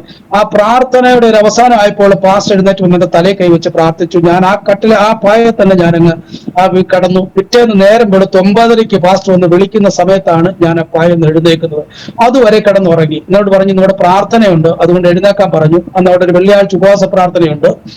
അപ്പം ഞാൻ എഴുന്നേറ്റു. അന്ന് ഞാൻ 1 മിനിറ്റ് ഉറങ്ങുന്നതിന് വേണ്ടി 4 ഉറക്കുളി വരെ ആൻസൺ ഡോക്ടർ എനിക്ക് തന്നിട്ടുണ്ട്. അത് അനേക തവണ ഞാൻ കഴിച്ചിട്ടുണ്ട്. എനിക്ക് ഉറങ്ങാൻ പറ്റിയിട്ടില്ല. ദൈവത്തിന്റെ കൃപയാൽ എനിക്ക് മരണവും സംഭവിച്ചത് അത്രയും ഗുളിക കഴിച്ചിട്ട്, ആഹാരം കഴിക്കാതെ ആ ഗുളിയെല്ലാം കഴിച്ചിട്ട് യാതൊരു തരത്തിലുള്ള ഒരു ഹാനിയും സംഭവിച്ചില്ല. ഈ അസുഖമല്ലാതെ മറ്റൊന്നും എനിക്ക് സംഭവിച്ചില്ല എന്നുള്ളത്. കാരണം ദൈവം നമ്മളെ മുന്നമേ കണ്ടതുകൊണ്ട്, ദൈവത്തിന്റെ കരുണയുള്ള കാരണം എന്നോട് കൂടെ ഇരുന്നത് കൊണ്ടാണ് അപ്രകാരം ഒന്നും സംഭവിക്കാതിരുന്നത്. അങ്ങനെ അവിടെ വെച്ച് പ്രാർത്ഥിച്ചു. അദ്ദേഹം ആ ഉപവാസ പ്രാർത്ഥന ഞങ്ങൾ അവിടെ നിന്ന് കൂടിയതിനു ശേഷം പിന്നെ നിരന്തരം ഞാൻ പാസ്റ്ററുടെ വീട്ടിൽ ഇങ്ങനെ പ്രാർത്ഥനയായി. ഒരു ഞായറാഴ്ച ആരാധന കഴിഞ്ഞു. അന്ന് ഞാൻ വീണ്ടും വീട്ടിൽ പോയി. തിങ്കളാഴ്ച ആയപ്പോഴത്തേക്ക് ഞാൻ വീണ്ടും പാസ്റ്ററുടെ ഭവനത്തിൽ ചെല്ലുന്നു. അങ്ങനെ ഇരിക്കുന്ന സമയത്ത് 2-3 സഹോദരങ്ങൾ ആ പാസ്റ്ററുടെ വീട്ടിൽ തിങ്കളാഴ്ച വരികയാണ്. അതിൽ ജെയ്സൺ എന്ന് പറയുന്ന ഒരു സഹോദരനുണ്ട്, മധു, സജി പാസ്റ്റർ, അങ്ങനെ കുറച്ച് ദൈവദാസന്മാരെല്ലാം കൂടെ ആ പാസ്റ്റർ വീട്ടിൽ വന്നു. എന്നെ കണ്ട് ജെയ്സൺ ബ്രദർ അമ്പരന്ന് പോയി. കാരണം ജെയ്സൺ ബ്രദർ ഞാൻ അവിടെ MSc ചെന്ന് ചേരുമ്പോൾ അദ്ദേഹം അവിടുത്തെ ഒരു സ്റ്റുഡന്റ്, എന്റെ സീനിയർ ആയിരുന്നു. അദ്ദേഹം അന്നൊരു പ്രാർത്ഥനാ കൂട്ടായ്മ നടത്തുന്നുണ്ട് അവിടെ കോളേജിൽ. അദ്ദേഹം എന്നെ പലപ്പോഴും വിളിച്ചിട്ടുണ്ട്, പക്ഷെ ഞാൻ പോയിട്ടില്ല. അദ്ദേഹം അവിടെ നിൽക്കുന്നുണ്ട്. ചെന്ത അവിടെ നിൽക്കുന്നത്. ഞാൻ പറഞ്ഞു ഞാനിപ്പോ ഇവിടെ ഈ പള്ളിയിലാണ് വരുന്നത്. അദ്ദേഹം അതിശയിച്ചു പോയി. കാരണം അത്രത്തോളം പാർട്ടിയുടെ പ്രവർത്തനമായി നടന്ന കർത്താവിനെ കമ്മ്യൂണിസ്റ്റുകാരെന്ന് പ്രസംഗിച്ച ബൈക്ക് വേണ്ടി മരിക്കാൻ നടന്ന ഒരു വ്യക്തി യേശുവിനെ സ്വീകരിച്ച് അദ്ദേഹം അതിശയിച്ചു പോയി. അദ്ദേഹം പാസ്റ്ററോട് ചോദിച്ചു, പറഞ്ഞ 2-3 ദിവസം ആയതേ ഉള്ളൂ ജനിച്ചിട്ട്. അപ്പൊ പാസ്റ്ററിനോട് പറഞ്ഞു അങ്ങനെയാണെങ്കിൽ ഈ ജെയ്സൺ ബ്രദർ പറഞ്ഞു അങ്ങനെയാണെങ്കിൽ സഹോദരൻ ഞങ്ങളുടെ യൂത്തിന്റെ ഒരു മീറ്റിംഗ് നടക്കുന്നുണ്ട്, വരാൻ പറഞ്ഞു. എന്നെയും കൂട്ടിക്കൊണ്ട് ഇവർ പോവാണ് അച്ചക്കട എന്ന് പറയുന്ന സ്ഥലത്തേക്ക്. അങ്ങ് പോവാണ്, ഈ കമ്മമട്ടിലുള്ള അച്ചക്കടയിലേക്ക് പോവാണ്. അങ്ങനെ ഞാൻ അവിടെ ചെന്നു. അവിടെ ചെന്നപ്പോൾ അവിടെ ഇങ്ങനെ ഒരു പ്രാർത്ഥന നടക്കുന്നുണ്ട്. അപ്പം അവിടെ പ്രാർത്ഥന നടക്കുന്നു പറഞ്ഞാൽ അവിടെ ഒരു 10-17 യൂത്ത് കൂടിയിരുന്നു കൊണ്ടാണ് ഈ പ്രാർത്ഥന ചെയ്യുന്നത്. അപ്പം ഈ യൂത്തിനിടയ്ക്ക് ഞാനും അവിടെ ഇരിപ്പുണ്ട്. അങ്ങനെ ഞങ്ങൾ ചെന്നു. വൈകിട്ട് പ്രാർത്ഥന നടക്കുന്നുണ്ട്. അപ്പോൾ എനിക്ക് ഈ അസ്വസ്ഥതയൊന്നും മാറിയിട്ടില്ല. ഞാൻ ചെറുതായിട്ട് ഉറങ്ങുന്നുണ്ട്, ഇച്ചിരി ആഹാരം കഴിക്കുന്നുണ്ട്, ശരീരത്തിന് ചെറുതായിട്ട് അവസ്ഥ മാറി വരുന്നത്. എനിക്ക് അസുഖം പൂർണ്ണമായിട്ട് മാറിയിട്ടേ ഇല്ല. അപ്പൊ ഞാനിവിടെ ചെന്ന് ഈ സഹോദരങ്ങൾ കൂടിയിരുന്ന് ആരാധിക്കുമ്പോൾ എനിക്ക് ശരീരത്ത് ഭയങ്കര വേദനയാണ്. അപ്പോൾ ഇവര് വൈകുന്നേരം ശക്തിയോടെ ആരാധിക്കുന്ന സമയത്ത് ജെയ്സൺ ബ്രദർ ആരാധനയ്ക്കിടയ്ക്ക് വന്നിട്ട് എന്നോട് പറഞ്ഞ് കരമടിച്ച് ആരാധിക്കും എന്ന് പറഞ്ഞ് എന്റെ തലയിൽ കൈവച്ച് എല്ലാവരും ശക്തിയോടെ ആരാധിക്കുകയാണ്. അപ്പൊ ഇന്നലെ ആരാധന പോലെ ഒന്നും അന്ന് കൈയടിച്ച് ഭയങ്കരമായിട്ട് യൗവനക്കാർ ആരാധിച്ചുകൊണ്ട് നിൽക്കുന്ന സമയത്ത് ജെയ്സൺ ബ്രദർ എല്ലാവരും തലയിൽ കൈവച്ച് പ്രാർത്ഥിക്കുമ്പോൾ എന്റെ അടുക്കലും വന്ന് തലയിൽ കൈവച്ച് പ്രാർത്ഥിച്ച് ദൈവം സൗഖ്യമാക്കുന്നെന്ന് പറഞ്ഞ് ആരാധിച്ചിങ്ങനെ നിന്ന് കുറച്ചു നേരം കഴിഞ്ഞ് ഞാൻ 1 മണിക്കൂർ കഴിഞ്ഞ് നോക്കിയപ്പോൾ എന്റെ കയ്യിലെ ഞരമ്പുകളെല്ലാം ഇങ്ങനെ പൊങ്ങി വന്നിരിക്കുകയാണ്. ഒരു ഞരമ്പും എല്ലാ ഞരമ്പുകളും എനിക്ക് പ്രത്യക്ഷമായി കാണാവുന്ന രീതിയിലേക്ക്. അപ്പൊ എനിക്ക് മനസ്സിലായി കർത്താവ് എന്നെ തൊട്ടു എന്ന് വരും. അന്ന് രാത്രിക്ക് വീണ്ടും അങ്ങനെ പോയി. 2ാമത്തെ ദിവസം ആരാധന നടന്നു. എന്നാൽ 2ാമത്തെ ദിവസം അങ്ങനെ ഒന്നും സംഭവിക്കുന്നില്ല. അപ്പൊ 3ാമത്തെ ദിവസമാണ് പിന്നീട് വീണ്ടും ആരാധന ഇങ്ങനെ ശക്തി. അപ്പൊ 3ാമത്തെ ദിവസം കഴിയുന്നതാണ് പിന്നെ പാസ്റ്റേഴ്സ് മീറ്റിംഗും ഓൾ നൈറ്റും കൂടെയാണ്. പാസ്റ്റേഴ്സ് മീറ്റിംഗ് എന്ന് പറഞ്ഞാൽ ഓൾ നൈറ്റിന് പാസ്റ്റർമാർ ഞങ്ങൾ വന്നു കൂടി ഒരു ഓൾ നൈറ്റ് ആണ്. അങ്ങനെ ഓൾ നൈറ്റിനോട് അനുബന്ധിച്ച് ഈ യൂത്തിന്റെ മീറ്റിംഗ് അവസാനിപ്പിച്ച് ഓൾ നൈറ്റ് തുടങ്ങി അങ്ങ് പോവുകയാണ്. 3ാമത്തെ ദിവസം വൈകുന്നേരവും ഭയങ്കര ആരാധന അടക്കം ജെയ്സൺ ബ്രദർ എന്നോട് പറയുന്നുണ്ട്, ആരാധിക്ക് ദൈവം സൗഖ്യമാക്കും, കരം സൗഖ്യമാക്കിയ പോലെ വീണ്ടും ദൈവം വേറെ തുടർന്ന് പറഞ്ഞ് ഇങ്ങനെ പ്രാർത്ഥിച്ചപ്പോൾ ഈ ആരാധന നടന്നുകൊണ്ടിരിക്കുന്ന സമയത്ത് എന്റെ വയറ്റിന്റെ അകത്തുകൂടെ ഇങ്ങനെ കൈ കയറ്റി ഇങ്ങനെ ഓടിക്കുന്ന പോലെ എനിക്ക് തോന്നുന്നുണ്ട്. ഈ ആരാധിച്ചുകൊണ്ടിരിക്കുന്നതിനിടയ്ക്കാണ് സംഭവിക്കുന്നത്. അപ്പോൾ ആരാധന കഴിഞ്ഞപ്പോൾ എനിക്ക് മനസ്സിലായി എന്റെ വയറ്റിന്റെ അകത്ത് ആരോ സ്പർശിച്ച് എന്റെ അസുഖം ഭേദമായിരുന്നു. അങ്ങനെ ആ രാത്രിക്ക് ഞാൻ ആരാധന കഴിഞ്ഞ് ഞാൻ പൂർണ്ണമായിട്ട് എന്റെ ഒരു വയറിന്റെ പൂർണ്ണമായ സൗഖ്യം എനിക്ക് അങ്ങ് ഉണ്ടാവുകയാണ് ചെയ്യുന്നത്.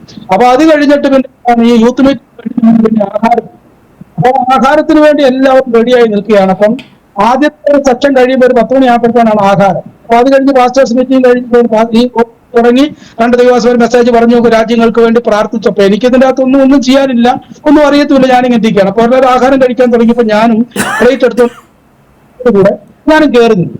അങ്ങനെ കയറി നിന്ന് ആഹാരം കഴിക്കാനായിട്ടിരുന്ന സമയത്ത് എന്റെ മനസ്സിനുള്ളിൽ ഒറ്റ തോന്നലുണ്ടായി, ആഹാരം കഴിക്കരുത്, 3 ദിവസം ഉപവസിച്ച് പ്രാർത്ഥിക്കാൻ ആരും എന്റെ മനസ്സിൽ പറഞ്ഞു. എന്നാൽ ഞാൻ അവിടെ ചെന്നിട്ട് ഈ ജെയ്സൺ പാസ്റ്ററിന്റെ പിതാവ് ചാക്കോ പാസ്റ്റർ പറഞ്ഞു, പാസ്റ്റർ ഞാൻ ആഹാരം കഴിക്കുന്നില്ല, ഞാൻ ഉപവസിക്കാനായിട്ട് ഞാൻ തീരുമാനിച്ചെന്ന് പറഞ്ഞു. അപ്പോൾ അദ്ദേഹം പറഞ്ഞു, അങ്ങനെ ചെയ്യാൻ പാടില്ല, ദൈവാസന് വയറിനൊക്കെ അസ്വസ്ഥതയുള്ളതല്ലേ, അങ്ങനെ ഉപവസിക്കാൻ പാടില്ല. അപ്പൊ എല്ലാ ദൈവാസന്മാരും പറഞ്ഞു പാടില്ല, അങ്ങനെ ചെയ്യരുത്, എന്തൊരു അസ്വസ്ഥത ഉണ്ടായി കഴിഞ്ഞാൽ പിന്നെ അത് ബുദ്ധിമുട്ടാവുമെന്ന് പറഞ്ഞു. ഞാൻ വീട്ടിൽ ആഹാരത്തിന് വേണ്ടി നിൽക്കുമ്പോൾ എന്റെ ഉള്ളിൽ ഈ ചോദ്യം ഇങ്ങനെ ഈ ശബ്ദം കേൾക്കുകയാണ്, ഉപവസിക്കുക, പ്രാർത്ഥിക്കുക എന്നുള്ളത്. അങ്ങനെ ഏതായാലും ഞാൻ അവിടെ നിന്നുകൊണ്ട് ആ ഉപവാസം അങ്ങ് എടുക്കുക. അപ്പൊ അവരെല്ലാവരും എന്റെ നിർബന്ധം കണ്ടപ്പോൾ പറഞ്ഞു, അദ്ദേഹത്തോട് ദൈവം പറഞ്ഞിട്ടുണ്ടെങ്കിൽ പത്ര ഉപവസിക്കട്ടെ, നമുക്ക് പ്രാർത്ഥിക്കാന്ന് പറഞ്ഞവർ എനിക്ക് വേണ്ടി പ്രാർത്ഥിച്ചു. ഞാൻ ആദ്യമായിട്ട് 3 ദിവസം ദൈവത്തിന് ഉപവസിച്ച് പ്രാർത്ഥിക്കുകയാണ്, ആഹാരം കഴിക്കാതെ 3 ദിവസം ഉപവസിച്ച് പ്രാർത്ഥിക്കുന്നു.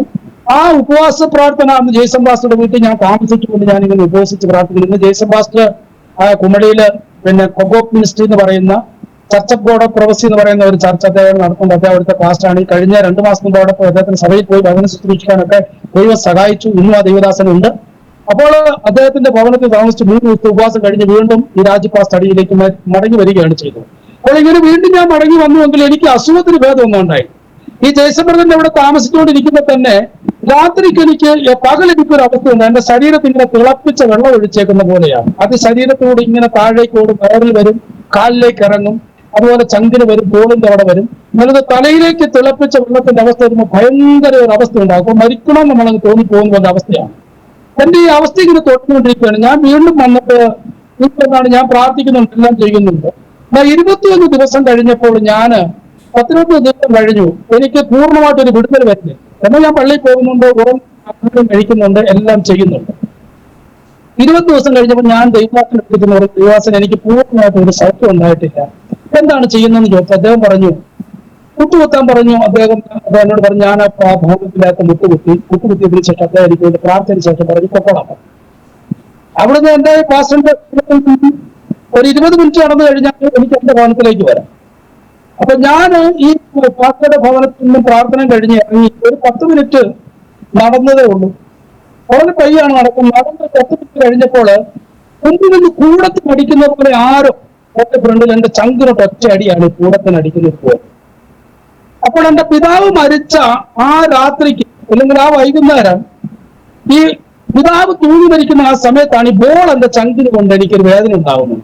ഈ ക്രിക്കറ്റിന്റെ ബോൾ എറിഞ്ഞ കൂട്ടത്തിൽ ഞാൻ ഇങ്ങനെ ബാറ്റ് ചെയ്യാറുണ്ട്. അപ്പൊ എന്റെ ചങ്കിന് വന്നു, ഈ പിതാവ് മരിക്കുന്ന സമയത്ത് എന്റെ ചങ്കിന് വന്ന് ഈ ബോൾ അടിച്ച് ഇതേ ഒരു അവസ്ഥ എനിക്കുണ്ടായി. അങ്ങനെയാണ് ഞങ്ങൾ ക്രിക്കറ്റുകൾ നിർത്തിയിട്ട് ഞങ്ങൾ വീട്ടിലേക്ക് പോരുമ്പോഴാണ് ഈ ജീപ്പ് വന്ന് എന്നെ കൂട്ടിക്കൊണ്ട് ഇതേപോലെ ഒരു അവസ്ഥ എനിക്കുണ്ടായിട്ട് എന്റെ ശ്വാസം ഒന്ന് നിന്ന് പോയി. എനിക്ക് മുമ്പോട്ട് പോകാൻ വയ്യ, പുറകോട്ട് പോകാൻ വയ്യ.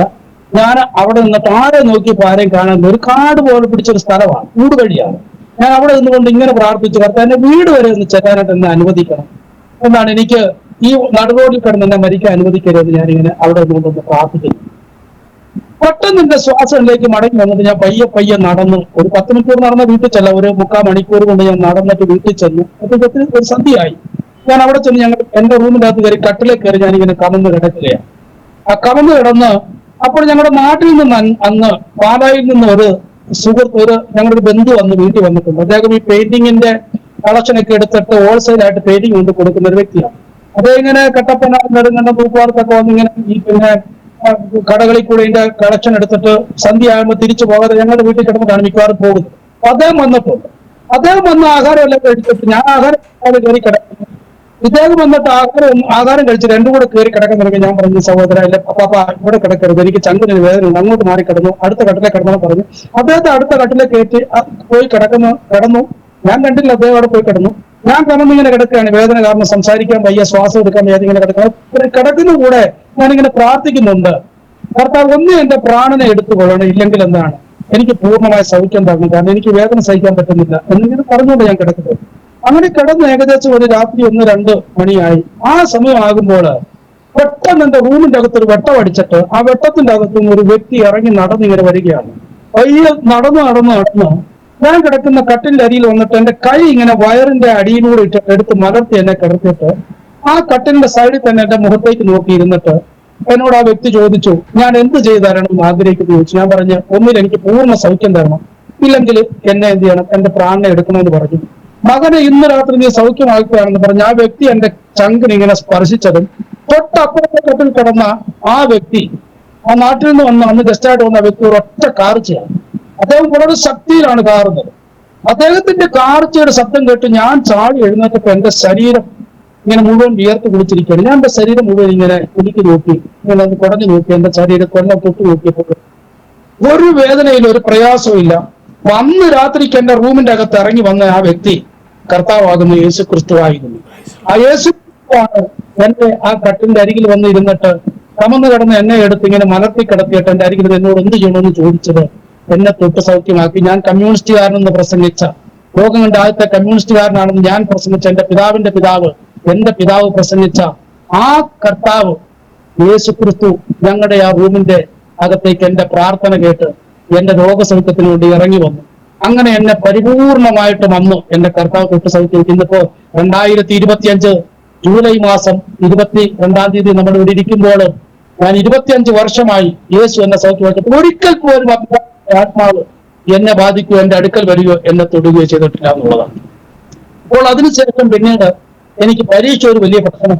കാരണം ഞാൻ സ്വാതന്ത്ര്യം പ്രാപിച്ചു, അസുഖമെല്ലാം മാറി, ഞാൻ കോളേജ് തിരിച്ചെന്നപ്പോൾ എന്റെ സുഹൃത്തുക്കൾ ഇനി എങ്ങനെയാണ് പരീക്ഷയുടെ കാര്യങ്ങൾ. ഞാൻ വീണ്ടും പഠിക്കാൻ തുടങ്ങി, ആത്മാർത്ഥമായി പഠിച്ചു. പക്ഷെ പരീക്ഷ വന്നപ്പോൾ എനിക്ക് 10-17 പുസ്തകങ്ങൾ, ഒത്തിരി പുസ്തകങ്ങൾ, എനിക്ക് എത്ര എണ്ണം ഉണ്ടെന്ന് ഇപ്പോഴും ഓർക്കുന്നില്ല. അത്രയും പുസ്തകങ്ങൾ ഞാൻ എഴുതണം. കാരണം ഫസ്റ്റ് ഇയർ സെക്കൻഡ് ഇയറിന്റെ എല്ലാം പുസ്തകങ്ങൾ എഴുതിയെങ്കിലേ ഫൈനൽ എനിക്ക് ജയിക്കാൻ പറ്റുള്ളൂ.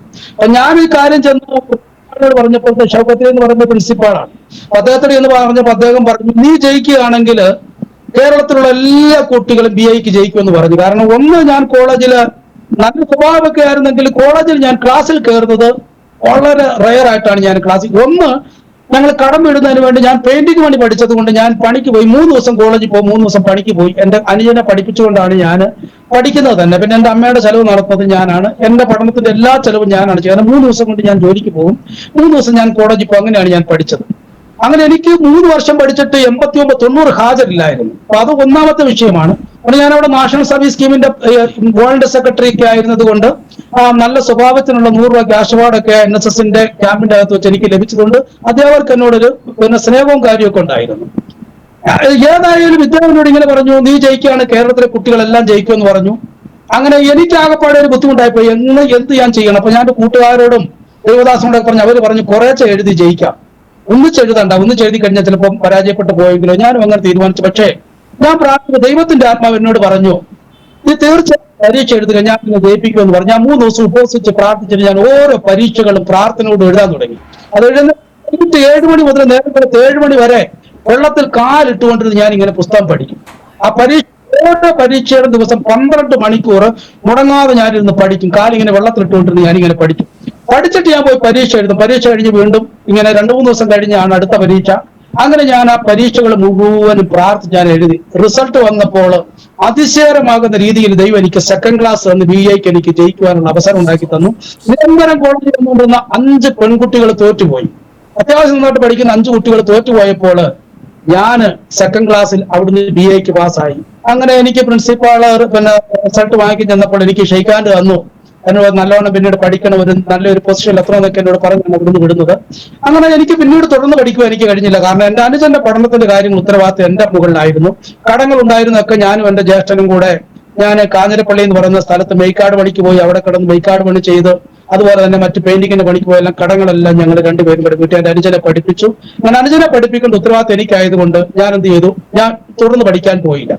അങ്ങനെ ഞാൻ ഒരിക്കലും ഞങ്ങളുടെ അടുത്തുള്ള തേക്കാമ്പ് LPS സ്കൂള്, ഞങ്ങളുടെ അടുത്ത് തേക്കാമ്പ് എന്ന് പറഞ്ഞ സ്ഥലമുണ്ട്, അവിടെ ഒരു LPS സ്കൂൾ, ഞാൻ 1 മുതൽ 4 വരെ പഠിച്ച ആ സ്കൂളിലാണ്. അപ്പൊ അവിടെ ഒരു ദിവസം എന്നെ പെയിന്റിങ്ങിന്റെ പണിക്ക് വിളിക്കുകയാണ്. ഈ ചുവരിൽ ഇങ്ങനെ ഇന്ത്യയുടെ മാപ്പ് വരയ്ക്കാനും അതൊക്കെ അതിനുവേണ്ടി എന്നെ എന്ത് ചെയ്യാണ്, എന്നെ വിളിച്ചു. ഞാൻ അവിടെ ചെന്ന് പടമൊക്കെ വരച്ചോണ്ടിരിക്കും. ഞാനും ഇടയ്ക്ക് പാട്ടുകൾ എഴുതും, പാടും, നാടൻ പാട്ട് എഴുതും, പാടും, അങ്ങനെയൊക്കെയുള്ള കഴിവുകളൊക്കെ ഉണ്ട്. അപ്പൊ ഞാനിങ്ങനെ അവിടെ കുട്ടികൾ വന്നപ്പോൾ ചുമ്മാ 1-2 വലിയ നാടൻ പാട്ട് പാടി കേൾപ്പിച്ച പാട്ട് അധ്യാപനത്തിൽ കേട്ട് എന്നോട് ചോദിച്ചു. അധ്യാപനം എന്റെ വീടിന്റെ അടുത്തുള്ള ആളാണ്, പക്ഷെ അദ്ദേഹത്തിന് എന്നെ കുറിച്ച് അങ്ങനെ വലിയ അറിവില്ല. അദ്ദേഹം എന്നോട് ചോദിച്ചു എന്തായാലും ക്വാളിഫിക്കേഷൻ ഉണ്ട്. ഞാൻ പറഞ്ഞു ഞാൻ BA പാസ്സായതാണ്. അപ്പോൾ ഇങ്ങനെയുള്ള കഴിവുകളൊക്കെ ഉണ്ടല്ലോ, ഞങ്ങളുടെ സ്കൂളിൽ ഒരു ഒഴിവുണ്ട്, ലോക്കൽ കോഴ്സ് എന്ന് പറയുന്ന ഒരു പൊസിഷനാണത്. അത് DPEP സർവശിക്ഷാ അഭിയാന്റെ ഭാഗമായിട്ട് ഒരു സ്കൂളിന് ഒരാൾ അപ്പോയിന്റ് ചെയ്യാം, ചെറിയൊരു റെമ്യൂണറേഷൻ കൊടുത്ത് അപ്പോയിന്റ് ചെയ്യുമെന്ന് പറഞ്ഞു. അങ്ങനെ എന്നോട് ചോദിച്ചോടെ നിൽക്കാൻ താല്പര്യമുണ്ട്. ഞാൻ പറഞ്ഞു നിൽക്കാന്ന് പറഞ്ഞു. അങ്ങനെ ഞാൻ ഗവൺമെന്റ് LPS സ്കൂൾ തേക്കാമ്പടി ഞാൻ 3.5 വർഷക്കാലം ഒരു ചെറിയൊരു ട്രെയിനറായിട്ട് അവിടെ നിന്നുകൊണ്ട് ആ ടീച്ചർമാരോട് എളുപ്പം ക്ലാസ് എടുക്കുക, മറ്റു കുട്ടികളെ ഇങ്ങനെ എഴുത്ത് വരയുക, അതുപോലെ തന്നെ അവർ സെമിനാറുകൾ കണ്ടക്ട് ചെയ്യുക, സഹവാസ ക്യാമ്പുകളൊക്കെ, ഇങ്ങനെയുള്ള പരിപാടി 3 വർഷക്കാലം 3-3.5 വർഷക്കാലം ആ തേക്കാമ്പ് LPS സ്കൂളിൽ ഞാൻ ഇങ്ങനെ ജോലി ചെയ്യാൻ ഇടയായി തോന്നുന്നു. ഇതിനോടകം ഒരു സംഭവം നടക്കുന്നുണ്ട്. എനിക്ക് 2 സുഹൃത്തുക്കളെ എന്റെ ദൈവം തന്നു, ഷാജി എന്ന് പറയുന്ന, അതുപോലെ തന്നെ സാജൻ എന്ന് പറയുന്ന 2 സുവിശേഷ പ്രവർത്തകർ എനിക്ക് കൂട്ടായി തന്നു. അപ്പൊ അവരെ ഒരിക്കൽ ഞാനിങ്ങനെ സ്കൂളിലേക്ക് ടീച്ചിങ്ങിന് വേണ്ടി പോകുന്ന സമയത്ത് അവരെ വഴിയിൽ വെച്ച് എനിക്ക് പരിചയപ്പെടുത്തി. അവർ എന്റെ കാര്യങ്ങളെല്ലാം, അപ്പൊ ഷാജി എന്ന് പറയുന്ന ആള് എന്റെ ഒരു പഴയ ഒരു പരിചയക്കാരൻ. അദ്ദേഹം എന്നോട് ചോദിച്ചു, അപ്പൊ ഞാൻ പറഞ്ഞു, ഷാജേട്ടൻ എങ്ങനെയാണ് ഈ വിശ്വാസത്തിൽ വന്നത്? അദ്ദേഹം പറഞ്ഞു, അതുപോലെ എനിക്ക് ഇതുപോലെ ഒരു രോഗം ഉണ്ടായി, എന്നെ സൗഖ്യമാക്കി എന്ന് പറഞ്ഞു അദ്ദേഹം. അങ്ങനെ അദ്ദേഹവും ഞാനും കൂടെ കൂടിക്കൊണ്ട് പിന്നീട് ഞങ്ങൾ എന്ത് ചെയ്തു, ആ നാട് മുഴുവൻ സുവിശേഷം പറയാം. എനിക്ക് സ്കൂളിൽ നിന്ന് കിട്ടുന്ന ഒഴിവ് ദിവസങ്ങളെല്ലാം ഞങ്ങൾ സുവിശേഷം പറയാൻ പോകും. അങ്ങനെ കൂട്ടാറ്, പിന്നെ കമ്പമേട്, അതുപോലെ ജീവിക്കാനം, അങ്ങനെ ഒരു അഞ്ഞാർതുളവ്, കുടിത്തുളവ്, അങ്ങനെയുള്ള പിന്നെ ഒരുപാട് സ്ഥലങ്ങളിൽ ആദ്യമായി യെരൂശലേമിൽ സുവിശേഷം പറയണമെന്ന് പറഞ്ഞ പോലെ ഞാനും സാജൻ സാറും അതുപോലെ തന്നെ ഈ ഷാജി ബ്രദറും കൂടെ കൂടി ആ നാട്ടിൽ മുഴുവൻ സുവിശേഷം പറഞ്ഞു. എല്ലാ വീടുകളിൽ കയറി സുവിശേഷം പറഞ്ഞു.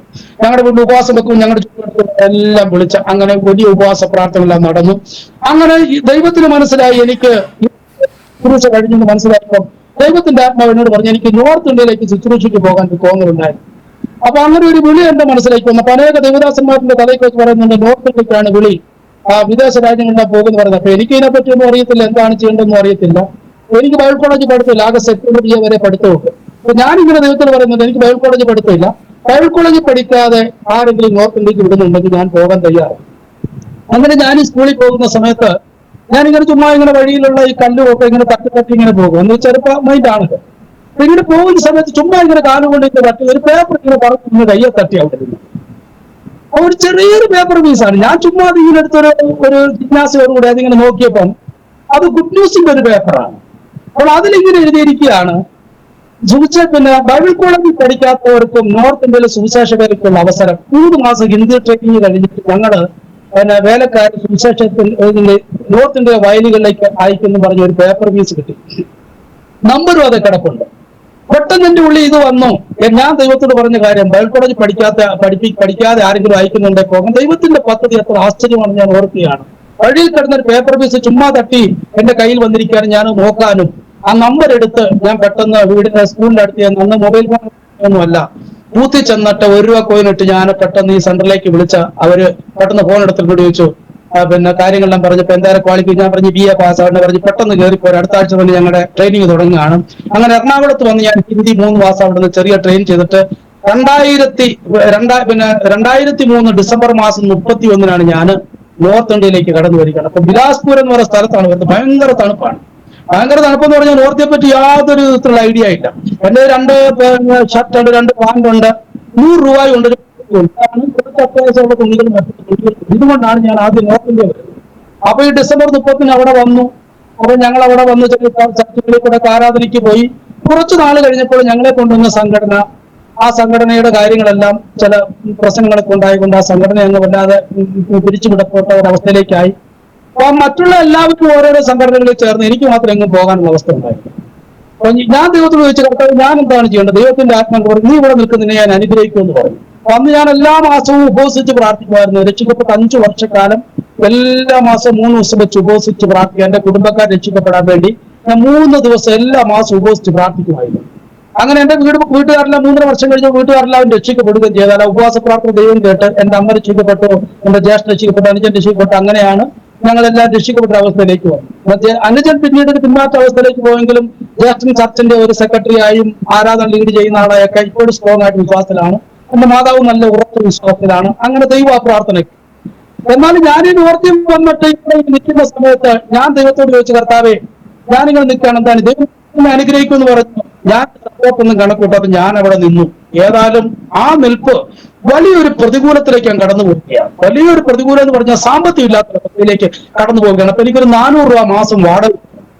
അപ്പൊ അതെന്റെ കയ്യിൽ ലഭിക്കണം, ഭക്ഷണം ഉണ്ടാകണം, അങ്ങനെ കാര്യങ്ങളൊക്കെ. ഞാൻ അവിടെ നിന്ന് ഏതായാലും 3 മാസം കഴിഞ്ഞ് എന്റെ കയ്യിലുണ്ടായിരുന്ന പൈസകളെല്ലാം തീർന്നു. അന്ന് ബിലാസ്പൂരിൽ ഒരു ചായക്ക് 1 രൂപ, ഒരു പൂരിക്ക് 1 രൂപയും ഉണ്ട്. 2 രൂപ കൊടുത്ത ഒരു പൂരി, ഒരു ചായയും കിട്ടും. 5 രൂപ ഉണ്ടെങ്കിൽ 4 പൂരി, ഒരു ചായയും കിട്ടും സുഖമായിട്ട്. മുടി വെട്ടുന്നതിന് 3 രൂപയുണ്ട് അന്ന്.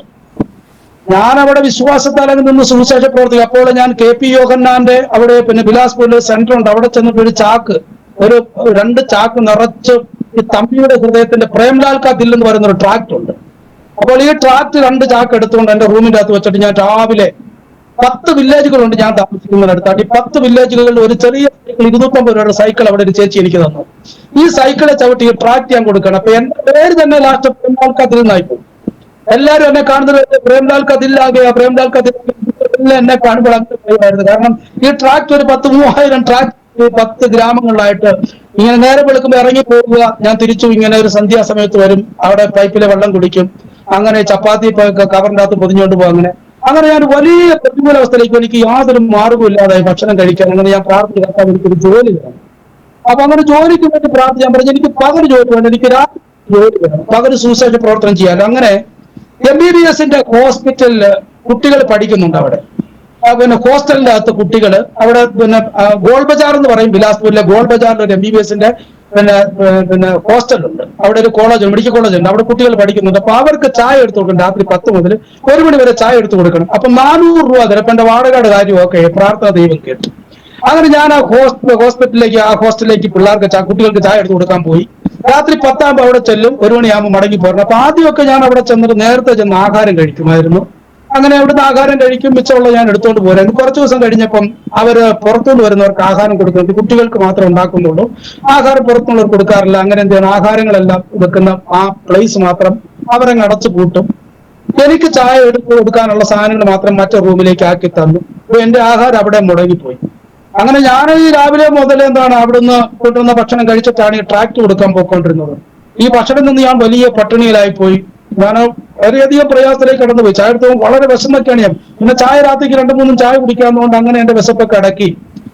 പക്ഷെ കുറച്ച് ദിവസം കഴിഞ്ഞപ്പോഴത്തേക്ക് എനിക്ക് മനസ്സിലായി, ഇങ്ങനെ അധികം മുമ്പോട്ട് പോകാൻ പറ്റത്തില്ല. എനിക്ക് കിട്ടുന്ന പൈസ വാടക എടുക്കാൻ മാത്രമേ, അതിന് 1 രൂപ പോലും വാടക എടുക്കാനായിട്ട് എടുത്തു മാറ്റാൻ പറ്റത്തില്ലാത്ത അവസ്ഥയാണ്. വളരെ പട്ടിണിയിലേക്ക് വന്നു. കണ്ടുപിടിച്ചു.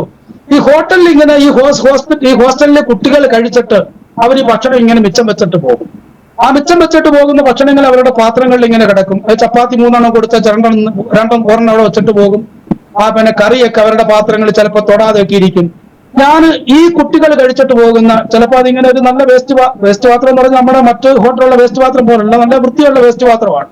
അവിടെ ഇങ്ങനെ കൂട്ടിയിട്ടേക്കുന്ന പാത്രത്തിന്റെ അകത്തുനിന്ന് ഞാൻ ഇങ്ങനെ ഈ വിശപ്പ് കാരണം അവിടുന്ന് നിരന്തരം ചപ്പാത്തി എടുത്ത് പ്ലാസ്റ്റിക് കവറിന്റെ അകത്ത് ഇട്ടിട്ട് കറിയും എടുത്ത് ഞാൻ വീട്ടിൽ കൊണ്ടുവന്നിട്ട് അതിങ്ങനെ എന്റെ ദോശക്കല്ലിട്ട് ചൂടാക്കിയ കറിയും കൂട്ടി ഞാനിങ്ങനെ കഴിച്ചു. അങ്ങനെ ദിവസങ്ങളോളം അത് കഴിച്ചുകൊണ്ട് ഞാൻ ആ ചപ്പാത്തി പൊതിഞ്ഞുകൊണ്ട് ട്രാക്ട് കൊടുക്കാൻ ഇങ്ങനെ പോയി.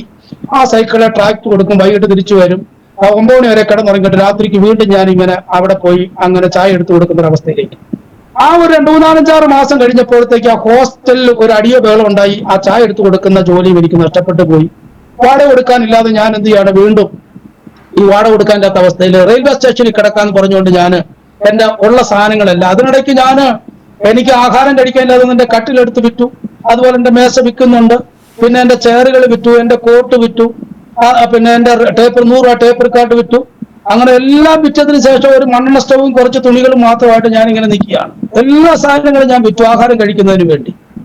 അങ്ങനെ ഇരിക്കുന്ന സമയത്ത് ഞാൻ ഈ വഴി സൈഡിൽ ഇങ്ങനെ നിൽക്കുകയാണ്, റെയിൽവേ സ്റ്റേഷനിൽ പോകാനായിട്ട് ഞാനിങ്ങനെ നിൽക്കുമ്പോൾ നാളുകൾക്ക് മുമ്പ് കണ്ട ദൈവദാസൻ പെട്ടെന്നാണ് എന്റെ അടുക്കൽ കൊണ്ട് ബൈക്ക് ഔട്ട് എന്നോട് ചോദിച്ചു, അന്ന് കണ്ട സൗഹൃദമല്ലേ? ഞാൻ പറഞ്ഞു അതെ. അദ്ദേഹത്തിന്റെ പേര് ബോവൻ എന്നാണ്.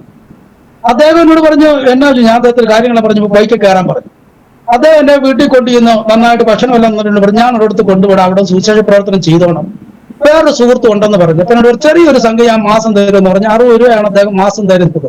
ഒരാഴ്ച 15 രൂപ വെച്ച് അദ്ദേഹം എനിക്ക് തരും. അന്ന് അരിക്ക് 3 രൂപയും 4 രൂപയ്ക്കുള്ള സമയമാണ് കേട്ടോ. 1 രൂപയ്ക്ക് എണ്ണ കിട്ടും, 1 രൂപയ്ക്ക് സോയാബീൻ പൊടി കിട്ടും. അങ്ങനെ അതാണ് എന്റെ 60 രൂപയാണ് കിട്ടുന്നത്.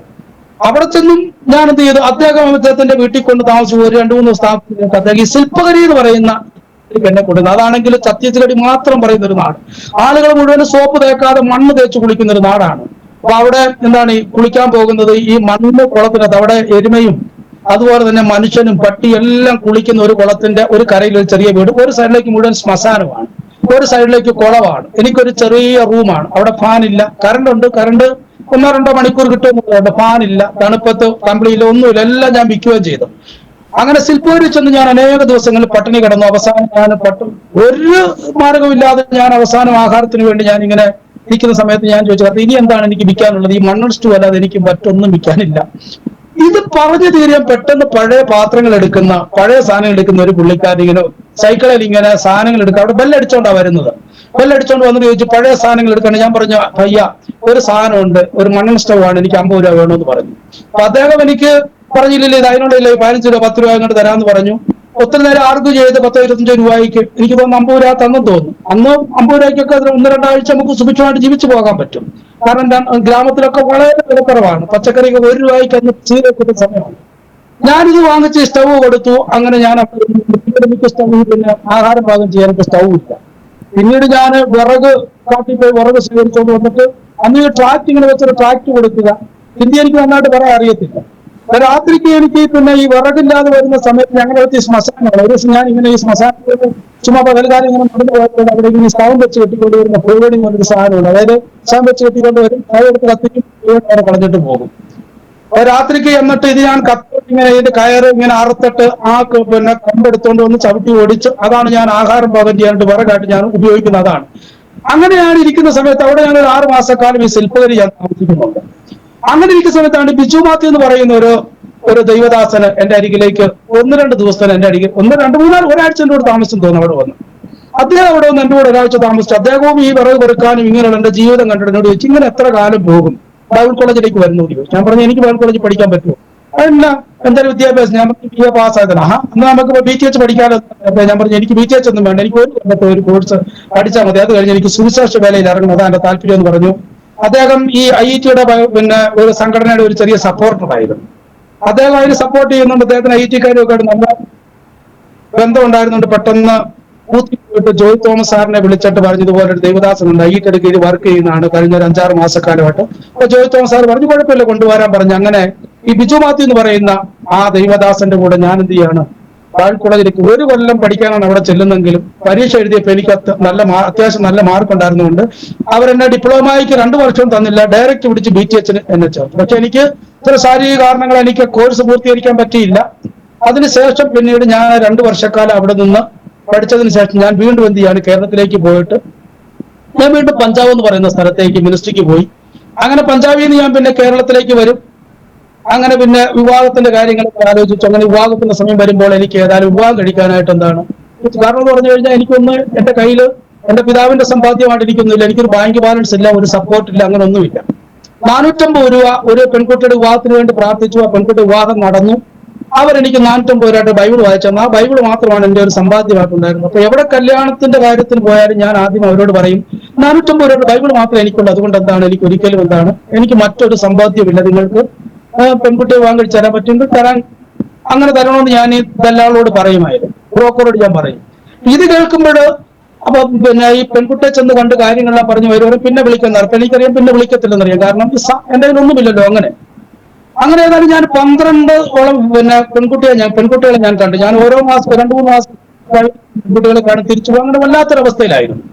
ഏതായാലും എന്ത് ചെയ്തു, അവസാനം എന്റെ ദൈവദാസൻ എന്നോട് പറഞ്ഞു, രാജു എന്ന് പറയുന്ന എന്നെ സൗഖ്യമാക്കിയ പ്രാർത്ഥിച്ച് സൗഖ്യമാക്കിയ ദൈവദാസൻ പൗലോസിന്റെ പോലെയുള്ള മിനിസ്ട്രിയാണ്, അതുകൊണ്ടാണ് വിവാഹം നടക്കാത്തത്, പഞ്ചാബിൽ പോയി സുവിശേഷ പ്രവർത്തനം ചെയ്തുകൊള്ളുക എന്ന് പറഞ്ഞ് അദ്ദേഹം എന്നെ പറഞ്ഞുവിട്ട്. ഞാൻ ട്രെയിനിൽ പോകുന്ന സമയത്ത് ഞാൻ ദൈവത്തെ കർത്താവേ, പൗലോസിന്റെ പോലുള്ള മിനിസ്ട്രി ആണെങ്കിൽ ഞാൻ ചെയ്യാം, പക്ഷെ ഒരിക്കലും എനിക്ക് സമ്പാദ്യമില്ലാത്തതിന്റെ പേരിലാണ് എന്റെ വിവാഹം നടക്കാതിരിക്കുന്നത്, എനിക്ക് മുകളിൽ കയറി വരുമ്പോൾ എനിക്ക് മറുപടി തരണം. ആ പോക്ക് ഞാൻ അവിടെ പോയി. ഇപ്പൊ എനിക്ക് പെയിന്റിങ്ങിന്റെ പണി അറിയാവുന്നതുകൊണ്ട് ഞങ്ങളുടെ വിശ്വാസി ഒരു നല്ല ഭവനം പണിതു. അപ്പൊ അതിന്റെ പെയിന്റിംഗ് മുഴുവൻ ഞാൻ ചെയ്തു കൊടുത്തു. ആ പെയിന്റിംഗ് മുഴുവൻ ഞാൻ ചെയ്തു കൊടുത്തു. ആ പെയിന്റിംഗ് ചെയ്ത് കൊടുത്ത് അദ്ദേഹം എന്ന് പറഞ്ഞ് നല്ല ഭവനമല്ലേ, നമുക്കൊരു പിന്നെ പേർത്താത്ത സമയത്ത് നമുക്കൊരു കൺവെൻഷൻ പോലെ അറേഞ്ച് ചെയ്തിട്ട് നമുക്ക് എന്ത് ചെയ്യാം, നമുക്ക് കാര്യങ്ങൾ പറഞ്ഞ് അങ്ങനെ കൺവെൻഷൻ പോലെ അറേഞ്ച് ചെയ്തു. എന്നോട് പറഞ്ഞു, കേരളത്തിൽ ഒരു ദൈവദാസനെ കൊണ്ട് ഞാൻ പറഞ്ഞു വിളിക്കാൻ പറഞ്ഞു. അങ്ങനെ വിനോദ് പറയുന്ന ഒരു ഭാഷ നെടുങ്കണ്ടക്കാരനെ ഞങ്ങൾ എന്തിയാണ് വിളിക്കുകയാണ്. ഒരു ഭാഷ 2-3 ദിവസം കഴിഞ്ഞ് പറയാമെന്ന് പറഞ്ഞു. 3 ദിവസം വിനോദ് ഭാഷ എന്നെ വിളിച്ച് പറഞ്ഞു, എന്റെ കൂടെ ജിജി എന്ന് പറയുന്ന ഒരു ദൈവദാസനും വരുന്നുണ്ട്. അങ്ങനെയാണ് തീർച്ചയായിട്ടും ഞാൻ പറഞ്ഞു, പോരാൻ പറഞ്ഞു. അങ്ങനെ ഏതായാലും അവർ 2 പേരും കൂടെ പഞ്ചാബിൽ വന്നു. അവർ വിളിച്ച വിനോദ് ഭാഷ അല്ല പ്രസംഗിക്കുന്നത്, ചുമ്മാ വന്ന പിന്നെ ജിജി പാസ്റ്റയാണ് ദൈവം അവിടെ ഉപയോഗിക്കുന്നത്. അദ്ദേഹം ശക്തമായിട്ട് പ്രസംഗിച്ചു. ഞാൻ ട്രാൻസ്ലേഷൻ ചെയ്തു. അദ്ദേഹത്തിന് എന്റെ ട്രാൻസ്ലേഷൻ ഇഷ്ടപ്പെട്ടു. അത് എന്നോട് ചോദിച്ചു, വിവാഹം കഴിക്കാൻ താല്പര്യമുണ്ട്. ഞാൻ പറഞ്ഞു, ദയവ് ചെയ്ത് എന്നോട് അത് മാത്രം ചോദിക്കരുത്, ഞാൻ ഒത്തിരി പ്രാവശ്യം വന്നതാണ്, എനിക്ക് സാമ്പത്തികമൊന്നും ഇല്ലാത്തതുകൊണ്ട് അത് ഇങ്ങനെ എന്താണ് പലരും അതിന് എന്നെ മുടക്കിയതാണ്, പിന്നെ എനിക്ക് പൗലോസിന്റെ പോലുള്ള ഒരു മിനിസ്ട്രി ആണെന്നാണ് തോന്നുന്നത്, അങ്ങനെയൊന്നുള്ള ദൈവാസനെ ഞാൻ നടത്തിത്തരാമെന്ന് പറഞ്ഞു.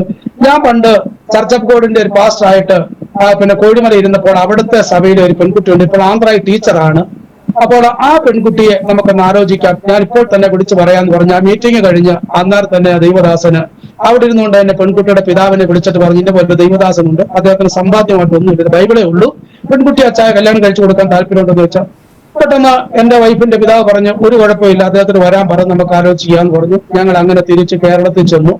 അങ്ങനെ എന്ത് ചെയ്തു, ആ പെൺകുട്ടിയെ ചെന്ന് കൊണ്ട് കല്യാണ കാര്യങ്ങളെല്ലാം ക്രമീകരിച്ചപ്പോൾ എന്റെ വൈഫിനും ഇതുപോലെ തന്നെ സാമ്പത്തികം ഇല്ലാത്തതുകൊണ്ട് ദൈവദാസന്മാരുമായിട്ട് ഉറപ്പിച്ച കല്യാണങ്ങള് സാമ്പത്തികം കൊടുക്കാത്തതുകൊണ്ട് അത് മാറിപ്പോയിരിക്കുന്ന ഒരവസ്ഥയാണ്. പിന്നെ ആലോചിച്ചുറപ്പിച്ച് സ്ത്രീധനം കൊടുക്കാൻ പറ്റാതെ പോയൊരവസ്ഥയിൽ നിൽക്കുന്നുണ്ട്, ആ മാറിയിരിക്കുന്ന ഒരു അവസ്ഥയായതുകൊണ്ട് ഞാൻ ചെന്ന് കണ്ടു. അപ്പോൾ എന്റെ വൈഫ് ഭയങ്കര ദുഃഖിച്ചായിരുന്നു വിവാഹം മാറിപ്പോയത്. അപ്പൊ അവളോട് പിന്നെ ഒരു ഉപവാസ പ്രാർത്ഥന പോയപ്പോ എന്റെ വൈഫിനോട് ഇങ്ങനെ ഒരു ദിവസം തലയിൽ കൈവച്ചു ഒരു സംഭവം ഒരു അത്ഭുതം പറയുകയാണ് ഞാൻ. ഈ വിവാഹത്തിന്റെ ദിവസം നടന്ന ഒരു അത്ഭുതം ദൈവം ചെയ്ത ഒരു കാര്യം പറയുന്നതാണ്. അപ്പൊ അവളോട് പറഞ്ഞു, ഇതുപോലെ നിന്റെ കല്യാണത്തിന് ഞാൻ ഇറങ്ങി വരും എന്ന് ദൈവം എന്റെ വൈഫിനോട് ഒരു ദൂത് പറയും. ഏതായാലും ഞങ്ങളുടെ കല്യാണത്തിൽ എല്ലാ കാര്യങ്ങളും ക്രമീകരിച്ചു. വളരെ ചെറിയ ഒരു സാമ്പത്തികം കല്യാണത്തിന് എനിക്ക് തരികയാണ്. അതുകൊണ്ട് എല്ലാ കാര്യങ്ങളും ഞങ്ങളുടെ പോക്കുകള് ക്രമീകരണങ്ങളെല്ലാം നടന്നു. അപ്പൊ ഈ കല്യാണം കഴിഞ്ഞിട്ട് ഞങ്ങൾ ആ സ്റ്റേജിൽ നിൽക്കുമ്പോൾ രണ്ട് വിദേശീയരോടെ നിൽക്കും. അപ്പൊ ഞാൻ പെട്ടെന്ന് ഞങ്ങൾ ഇസ്രായേലിൽ നിന്ന് വന്നാണ്. ഞങ്ങളിത് വഴി യാത്ര പോയതാണ്, മൂന്നാർക്ക് പോയതാണ്. നെടുങ്കണ്ടത്തി പന്തലൊക്കെ കണ്ട് ഓഡിറ്റോറിയത്തിൽ ഇങ്ങനെ പാട്ട് കേട്ട അവർ പെട്ടെന്ന് കയറി വന്നാണ്. അവർ കയറി എന്ന് പറഞ്ഞാൽ യഹൂദരാണ്, ജൂയിഷ് ആണെന്ന് പറയുന്നു. പെട്ടെന്ന് ഞങ്ങൾ അകത്തേക്ക് വിളിച്ച ഒരു പെട്ടെന്ന് ഒന്ന് കാര്യങ്ങളെല്ലാം ചോദിച്ചു. അവർ ഞങ്ങളോട് ഒന്ന് ഫോട്ടോയൊക്കെ എടുത്തു. അങ്ങനെ ഫോട്ടോ എല്ലാം എടുത്തതിന് ശേഷം ഞങ്ങളോട് കൂടെ ഇവരോടും കൂടെ ഒന്ന് ആഹാരം എല്ലാം കഴിച്ചിട്ട് അവസാനം പോകുന്ന സമയത്ത് ഞങ്ങളെ വിളിച്ച് അവർ പെട്ടെന്ന് ഗോഡ് ബ്ലെസ് യു എന്ന് പറഞ്ഞ് അവരങ്ങ് പോവുകയും ചെയ്തു. അതൊരു അത്ഭുതം പോലെ. കാരണം ദൈവം എന്റെ വൈഫിനോട് പറഞ്ഞാൽ നേരിട്ട് അവിടെ ഇറങ്ങി വരും. ദൈവം തന്റെ സ്വന്തം ജനത്തെ അയച്ച് ഞങ്ങളുടെ വിവാഹത്തിന് അവനോടുകൂടെ പന്തിക്കിരുത്തി എന്ത് ചെയ്തു, ദൈവം ആ കാര്യങ്ങളെല്ലാം ക്രമീകരിച്ചതാണ്. അങ്ങനെ ചെയ്ത് ഞങ്ങൾ വീണ്ടും കല്യാണം കഴിഞ്ഞു. വീണ്ടും ഞാൻ പഞ്ചാബിലേക്ക് പോയി. അങ്ങനെ പഞ്ചാബിൽ പോയി എനിക്ക് അവിടെ ഇരിക്കുന്ന സമയത്ത് എന്റെ പഠനം ഒന്ന് പൂർത്തീകരിക്കണം തോന്നിയപ്പോൾ ഞാൻ ബൈബിൾ കോളേജിൽ പഠിക്കാനായിട്ട് ആഗ്രഹിച്ചു. അങ്ങനെ ഞാൻ അവിടെ ഇരുന്നുകൊണ്ട് ഒരു സുപോസ്റ്റ് പ്രാർത്ഥിക്കുകയാണ്. കെട്ടിടത്തിന്റെ മണ്ടയ്ക്ക് സുപോസ്റ്റ് പ്രാർത്ഥിക്കുക. എന്റെ വൈഫ് താഴെ പാത്രം കഴുകിക്കൊണ്ടിരിക്കുകയാണ്. പെട്ടെന്ന് ഒരു ദൈവത്തിന്റെ ശബ്ദം, നിന്നെ ഞാൻ MDവിന് പഠിക്കാൻ വിടാൻ പോകുകയാണ്. കാരണം BTH കംപ്ലീറ്റ് ചെയ്തില്ലെങ്കിലും ഡിഗ്രി ഉള്ളതുകൊണ്ട് എനിക്ക് MDവിന് നേരിട്ട് ചേരാം. അപ്പൊ എന്റെ വൈഫിനോട് ഇങ്ങനെ പറയാം, 7 മാസം വൈഫ് പ്രഗ്നന്റ് ആണ്. അപ്പൊ ഞാനിങ്ങനെ പ്രാർത്ഥിച്ച ഞാൻ പറഞ്ഞു, എന്നോട് ഇതുപോലെ ദൈവത്തിന്റെ ആത്മാവ് സംസാരിച്ച് ബൈബിൾ കോളേജ്. പെട്ടെന്ന് വൈഫ് പറഞ്ഞു, ഞാൻ പ്രാർത്ഥന തേച്ചുകൊണ്ട് എന്നോട് അച്ഛനെ ബൈബിൾ കോളേജ് വിടുമെന്ന് പറഞ്ഞിട്ട് പെട്ടെന്ന് ഞാൻ ഇന്നുകൊണ്ട് തന്നെ ആരെ എന്ത് വിളിക്കണം എന്ന് ഓർത്ത് ബിനു എന്ന് പറയുന്ന എന്റെ ഒരു കൂട്ടുകാരൻ, പിന്നെ കട്ടപ്പന അദ്ദേഹത്തിന്റെ വീട് കോട്ടയത്താണ്. അദ്ദേഹം ശങ്കരേശല്ല ജോലി ചെയ്യുന്നത്. അദ്ദേഹത്തെ പെട്ടെന്ന് വിളിച്ചിട്ട് ഞാൻ പറഞ്ഞു, അച്ഛാ എനിക്ക് പിന്നെ സാറേ എനിക്ക് ബൈബിൾ കോളേജ് എന്ന് പറഞ്ഞു. അദ്ദേഹം പറഞ്ഞ ഒരു 10 മിനിറ്റ് കഴിഞ്ഞ് വിളിക്കാൻ പറഞ്ഞു. വിളിച്ചു. ഞാൻ ഓർത്തിന് താമസിച്ച് ഉള്ളത് കൊണ്ട് ഓഫീസ് ജോലിയാണല്ലോ, തിരക്കുള്ളത് കൊണ്ട് വെച്ചാന്ന് ഓർത്ത് ഒരു 10 മിനിറ്റ് വിളിച്ച് പറഞ്ഞു, പാസ്റ്ററിന് ബൈബിൾ കോളേജ് അഡ്മിഷൻ ശരിയാക്കിയിട്ടുണ്ട്. Kottayam reach out theological seminary, പാമ്പാടിയിലുള്ള സെമിനാരിയാണ്. എന്റെ ഒരു ബന്ധു അവിടുത്തെ ഡീൻ ഓഫ് അക്കാഡമിക്കാണ്. അദ്ദേഹം ഇപ്പോൾ നിങ്ങളെ വിളിക്കേണ്ടത്. പിന്നെ അദ്ദേഹത്തിന്റെ പേര് EM തോമസ് ആണ്. ഉടനെ കുറച്ച് കഴിഞ്ഞപ്പോൾ EM തോമസ് സാറിനെ വിളിച്ചിട്ട് പറഞ്ഞു, ഞങ്ങളുടെ ബൈബിൾ കോളേജിലേക്ക് സ്വാഗതം, ദേവദാസൻ നോർത്ത് ഇന്ത്യയിൽ വേല എന്ന് പറഞ്ഞാൽ ഞങ്ങൾക്ക് താല്പര്യമാണ്. അങ്ങനെ ഞാൻ ബൈബിൾ കോളേജിൽ പഠിക്കാനായിട്ട് വീണ്ടും എന്ത് ചെയ്തു, ഞങ്ങളുടെ പഞ്ചാബിൽ നിന്ന് കേരളത്തിലേക്ക് പോയി. ബൈബിൾ കോളേജിൽ പഠിക്കാൻ പോകാനായിട്ട് ഇരിക്കേണ്ട സമയത്ത് വൈഫ് ഡെലിവറി ആയി. കുഞ്ഞിന് 7 ദിവസമായി, ഒരു മാസം മറ്റോ ആയിരുന്നു. അപ്പോഴത്തേക്ക് എനിക്ക് ബൈബിൾ കോളേജിൽ പോകണം. 5 പൈസ കയ്യിലില്ല. ഡെലിവറിയുടെ സമയത്ത് ഉണ്ടായിരുന്ന പൈസ എല്ലാം തീർന്നു. ആകെ വിഷമമായിട്ടിരിക്കുമ്പോൾ ദൈവത്തിന്റെ ആത്മാവ് എന്റെ ജ്യേഷ്ഠന്റെ ഭവനത്തിൽ കിടക്കുമ്പോൾ എന്നോട് സംസാരിച്ചു. ഞാൻ കാണിച്ചു തരുന്ന വ്യക്തിയോട് ചെന്നിട്ട് 3000 രൂപ ചോദിക്കാൻ പറഞ്ഞു. ഞാൻ അദ്ദേഹം എന്റെ ജ്യേഷ്ഠനോടുകൂടെ പണിതുകൊണ്ടിരിക്കുന്ന വ്യക്തിയാണ്. ഇറങ്ങിച്ച് അദ്ദേഹത്തിന് പറഞ്ഞിരിക്കുന്നു 3000 രൂപ നിങ്ങൾ തരണമെന്ന് പറഞ്ഞു. പെട്ടെന്ന് അദ്ദേഹം എനിക്ക് 3000 രൂപ തന്നു. ആ പൈസയും കൊണ്ട് ബൈബിൾ കോളേജിൽ പഠിക്കാൻ പോയി. അവിടെ ചെന്ന് ബൈബിൾ കോളേജ് പഠനമെല്ലാം നന്നായിട്ട് ഞാൻ ബൈബിൾ കോളേജ് പഠിച്ച അന്നത്തെ സാറുമാരുടെ മെസ്സേജുകളൊക്കെ ട്രാൻസ്ലേഷൻ ചെയ്യാനും അത്യാവശ്യം നന്നായിട്ട് ഇംഗ്ലീഷ് സംസാരിക്കുന്നതുകൊണ്ട് അവിടെ വന്നൊരു നല്ലൊരു സ്റ്റുഡൻസ് ആയിട്ട് നമ്മൾ ബഹുമാനിക്കുകയൊക്കെ ചെയ്തു. എന്നാൽ കുറച്ച് നാൾ കഴിഞ്ഞപ്പോഴത്തേക്ക് ഫീസ് അടയ്ക്കാൻ മാർഗ്ഗമില്ലാതെ ബൈബിൾ കോളേജിൽ നിന്ന് പുറത്തു പോകേണ്ട അവസ്ഥ വന്നു. ഞാൻ വളരെ സങ്കടപ്പെട്ടിരിക്കുമ്പോൾ ഒരു ദൈവദാസം ഒരു സാർ വന്നതിനോട് ചോദിച്ചു, എന്താ ഇങ്ങനെ വിഷമമായിട്ട്? ഞാൻ പറഞ്ഞു, പരീക്ഷ എഴുതാൻ പറ്റാത്തൊരവസ്ഥയാണ്. അതെന്നോട് ചോദിച്ചു, ഇപ്പൊ പരീക്ഷ എത്ര രൂപ വേണം? ഞാൻ പറഞ്ഞു, എനിക്ക് 100 രൂപ വേണം. ദൈവദാസൻ ഉടനെ ആ പൈസ എടുത്ത് എന്റെ കയ്യിൽ തന്ന പൈസ അടച്ചാൽ പരീക്ഷ എഴുതി. 10 ദിവസം പരീക്ഷ കഴിഞ്ഞ് അവധി വീട്ടിൽ വന്നു. 10 ദിവസം കഴിഞ്ഞ് ഞാൻ തിരിച്ചു കോളേജ് ചെന്നപ്പോൾ അവിടുത്തെ ഒരു സാറിനോട് ചോദിച്ചു, ഒരു പാസ്റ്ററെ നിങ്ങൾക്കൊരു സഭയിൽ പാസ്റ്റ് ആയിട്ടിരിക്കാൻ പറ്റുമോ? അപ്പൊ ഞാൻ എപ്പോഴും കോളേജിൽ നിന്ന് ചെറിയൊരു ഗസമന എന്ന പേരിട്ട് അവിടെ നിന്ന് പ്രാർത്ഥിക്കുമായിരുന്നു. എനിക്ക് 1.5 കിലോമീറ്ററിന്റെ അകത്ത് എനിക്കൊരു ചർച്ച് വേണമെന്ന് പറഞ്ഞ് പ്രാർത്ഥിക്കും. അപ്പൊ എന്റെ കൂട്ടുകാർ പറയും, അങ്ങനെ പ്രാർത്ഥിക്കണ്ട, ഒരു സഭ വേണമെന്ന് പറഞ്ഞ് പ്രാർത്ഥിച്ചത്. ഞാൻ പറഞ്ഞു, ഇങ്ങനെ തന്നെ പ്രാർത്ഥിക്കും എന്ന് പറഞ്ഞ് അങ്ങനെ പ്രാർത്ഥിച്ചുകൊണ്ടിരിക്കുകയാണ്. ഏതായാലും ഞാൻ ആ സാർ എന്നോട് ചോദിച്ചു, നമ്മൾ തയ്യാറാണെന്ന് പറയാം. അദ്ദേഹം അവിടുന്ന് കൊണ്ടുപോയി ഒരു ചർച്ച് പരിചയപ്പെടുത്തി. അപ്പൊ അവർ പറഞ്ഞു, മഹനീയ പെന്തക്കോസ്ത് സഭ എന്നാണ് ആ സഭയുടെ പേര്. അപ്പൊ ഞാൻ അവിടെ ചെന്ന് അവരോട് പറഞ്ഞു, ഞായറാഴ്ച വന്നൊരു മെസ്സേജ് പറ. അങ്ങനെ ഞാൻ അവിടെ ചെന്നൊരു മെസ്സേജ് പറഞ്ഞു. അവർക്ക് ഇഷ്ടപ്പെട്ടു. ആ സഭയിൽ അവരെന്നെ പാസ്റ്റ് ആയിട്ട് എടുത്തു. എന്റെ തുടർന്നുള്ള പഠനങ്ങളെല്ലാം ആ സഭയുടെ ആ സഹായത്താൽ പരിപൂർണമായിട്ടും ആ പഠനമെല്ലാം പൂർത്തീകരിക്കാനായിട്ട് എനിക്ക് സഹായിച്ചു. അങ്ങനെ ഞാൻ MDiv കംപ്ലീറ്റ് ചെയ്തു. നല്ല മാർക്കിൽ അവിടെ നിന്ന് MDiv കംപ്ലീറ്റ് ചെയ്തു. എല്ലാ കാര്യങ്ങളും അവിടെ കോട്ടയത്ത് തന്നെ വീട് വാടകയ്ക്കെടുത്ത് അവിടെ താമസിച്ചുകൊണ്ട് ഞാൻ പഠിച്ച് പൂർത്തീകരിച്ചു. ആ ഗ്രാജുവേഷൻ കിട്ടിയതിന്റെ ജനുവരി മാസം 26-ാം തീയതി ഞങ്ങളുടെ ഗ്രാജുവേഷൻ കഴിയുന്നു. അടുത്ത ഫെബ്രുവരി മാസം ഞാൻ വീണ്ടും UP-യിലേക്ക് പോയി. അങ്ങനെ വീണ്ടും ഞാൻ UP-യിൽ നിന്ന് പിന്നെ ഛത്തീസ്ഗഡിൽ വരുന്നു, പിന്നെ തെലുങ്കാന, ആന്ധ്രാപ്രദേശ്, അങ്ങനെ ഇന്ത്യയിലെ 8ഓളം സംസ്ഥാനങ്ങളിൽ ഞാൻ 4-5 വർഷം താമസിച്ചുകൊണ്ട് കർത്താവിന്റെ വേലയോടുള്ള ബന്ധത്തിൽ ambassadors for Christ international ministry എന്ന് പറയുന്ന സ്വന്തമായ ഒരു ഓർഗനൈസേഷൻ രജിസ്റ്റർ ചെയ്തിട്ടില്ല. അതിന്റെ കീഴിൽ നിന്നുകൊണ്ട് തന്നെ ഞാനും കുടുംബവും എന്ത് ചെയ്യുകയാണ്, ഇങ്ങനെ സുവിശേഷ പ്രവർത്തനങ്ങൾ, കൺവെൻഷൻ പ്രീച്ചറായി അനേക സ്ഥലങ്ങളിൽ ഗ്രാമങ്ങളിൽ സുവിശേഷീകരിക്കുവാനായിട്ടുള്ള പദ്ധതി ഞങ്ങൾ രണ്ടുപേരും കൂടി ഇങ്ങനെ പ്ലാൻ ചെയ്തു. അത് ഞങ്ങൾ ഒരു സംഘടനയുടെ സപ്പോർട്ടില്ല. ഞാൻ ഇംഗ്ലീഷിന്റെ ക്ലാസ് എടുക്കും, എന്റെ വൈഫ് ചെറിയ സ്കൂളിൽ പഠിപ്പിക്കും, ഞാൻ വലിയ സ്കൂളുകളിൽ ചില സാഹചര്യത്തിൽ പഠിപ്പിക്കും. അങ്ങനെ അവിടുന്ന് കിട്ടുന്ന വരുമാനം കൊണ്ട് ഞങ്ങൾ എന്ത് ചെയ്യാണ്, സുവിശേഷ പ്രവർത്തനങ്ങളിൽ ഇങ്ങനെ മുമ്പോട്ട് പോയിക്കൊണ്ടിരിക്കുകയാണ്. അങ്ങനെയാണ് ഞങ്ങൾ ഇപ്പോൾ ഇവിടെ ഭടുകാവ് എന്ന് പറയുന്ന സ്ഥലത്ത് കഴിഞ്ഞ 2024 ജൂൺ മാസം 17-ാം തീയതി സാരംഗഡ്, ഛത്തീസ്ഗഡിലെ സാരംഗഡിലുള്ള ഭടുകാവ് എന്ന് പറയുന്ന ഒരു ഗ്രാമമാണ്. ആദ്യത്തെ മലയാളിയാണ് ഞാനിവിടെ. ഇതിനു മുമ്പ് ഒരു മലയാളി ഇവിടെ വന്നിട്ടില്ല, ഒരു മലയാളി ഇവിടെ പ്രവർത്തിക്കുന്നുണ്ട്. ആദ്യത്തെ മലയാളിയാണ് ഞാനിവിടെ. അങ്ങനെ ഞങ്ങൾ ഇവിടെ വന്ന് ഒരു വീട് വാടകയ്ക്കെടുത്ത് ഞങ്ങൾ ഇവിടെ എന്ത് ചെയ്തു, 40 ദിവസക്കാലം ഞാൻ കഴിഞ്ഞു വന്ന് ഉപവാസം ഇരുന്നു. ഇപ്പോഴും ഞാൻ ഉപവാസത്തിലാണ്. 40 ദിവസം ഉപവാസം വലിയൊരു അനുഗ്രഹമായിരുന്നു. ആ ഉപവാസത്തിൽ അനേകർ വന്ന് 10, 100, 110ഓളം ആൾക്കാർ വിവിധ ദിവസങ്ങളിലായിട്ട് ഉപവാസത്തിൽ പങ്കെടുത്തു.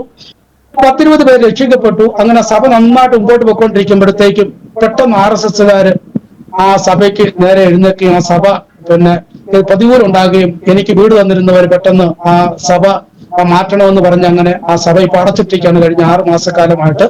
പിന്നെ ഞാൻ വളരെ വർഷങ്ങളായിട്ട് തൊട്ട് കൺവെൻഷൻ പ്രീച്ചറായിട്ടും പാസ്റ്റേഴ്സിന് ഇങ്ങനെ ചെറിയ ക്ലാസ്സുകൾ എടുക്കാൻ, ഫാമിലി കൗൺസിലിംഗിന്റെ ക്ലാസ്സുകൾ, യൂത്ത് എംപവർമെന്റ് ക്ലാസ്സുകളൊക്കെ എടുക്കാനായിട്ട് ഇങ്ങനെ പോകുന്നത് കൊണ്ട് എനിക്ക് പുറത്ത് അനേകം മിനിസ്ട്രിയിലേക്ക് പോകുന്നുണ്ട്. അങ്ങനെ ഒരു വരുമാനവും, പിന്നെ എന്റെ വൈഫ് ഒരു ചെറിയ ഒരു സ്കൂളിൽ ഇവിടെ പഠിപ്പിക്കുന്നുണ്ട്. ആ വരുമാനമൊക്കെയാണ് ഞങ്ങളുടെ വരുമാനം എന്ന് പറയുന്നത്. ഇവിടെ ഞങ്ങൾ കഴിഞ്ഞ പ്രാവശ്യം വന്ന് ജൂൺ മാസം വരുമ്പോൾ ഞങ്ങളുടെ സാമ്പത്തികമില്ല, കുഞ്ഞിനെ പഠിക്കണം. അങ്ങനെ പഠിക്കാൻ വന്നപ്പോൾ ഇവിടെയുള്ള സ്കൂൾ എന്ന് പറഞ്ഞാൽ 30-32 കിലോമീറ്റർ ദൂരെയാണ് ഒരു നല്ല സ്കൂളുള്ളത്. ഈ ഗ്രാമത്തിലെ എല്ലാ സ്കൂളിലും 100-150 കുട്ടികൾ മാത്രമേ ഉള്ളൂ. ഇപ്പോൾ ഇവിടെ വന്ന് കുട്ടിക്ക് ചേരാൻ, എന്റെ കുഞ്ഞിന് ചേരാൻ പൈസ ഇല്ല, സാഹചര്യങ്ങളില്ല. എന്റെ കുഞ്ഞിനൊരു ചെറിയ സ്കൂളിൽ അഡ്മിഷൻ എടുക്കാൻ ചെന്നപ്പോൾ കുഞ്ഞിന് ആ സ്കൂൾ കണ്ടപ്പം പഠിക്കാനുള്ള ഭയങ്കര ബുദ്ധിമുട്ട്. കാരണം വലിയ സ്കൂളിൽ നിന്നൊക്കെ പഠിച്ചിട്ട് വന്നതാണ്. ദൈവസത്യം കേട്ട് ഞാൻ ഇവിടെ വന്ന ഞാൻ ഇന്ന് രാത്രിക്ക് എന്റെ കർത്താവിനോട് പ്രാർത്ഥിക്കത്ത എന്റെ കുഞ്ഞിന് ഒരു ഇന്റർനാഷണൽ സ്കൂളിൽ പഠിക്കാനുള്ള ഒരു അവസരം ഉണ്ടാക്കി തരണമെന്ന് പ്രാർത്ഥിച്ചു. ദൈവം എന്റെ പ്രാർത്ഥന കേട്ടു. പെട്ടെന്ന് തന്നെ പല വ്യക്തികളിലൂടെയുള്ള കാര്യങ്ങളെല്ലാം ദൈവം ക്രമീകരിച്ചു. നല്ലൊരു ഇന്റർനാഷണൽ സ്കൂളിൽ എന്റെ കുഞ്ഞിന് അഡ്മിഷൻ ലഭിച്ചു. അവൻ 9ാം ക്ലാസ്സിൽ അവിടെ പഠിച്ചുകൊണ്ടിരിക്കുന്ന സ്കൂളിന്റെ ലീഡറായിട്ടൊക്കെ കുഞ്ഞിനെ ദൈവം ഉപയോഗിച്ചുകൊണ്ടിരിക്കുന്നു.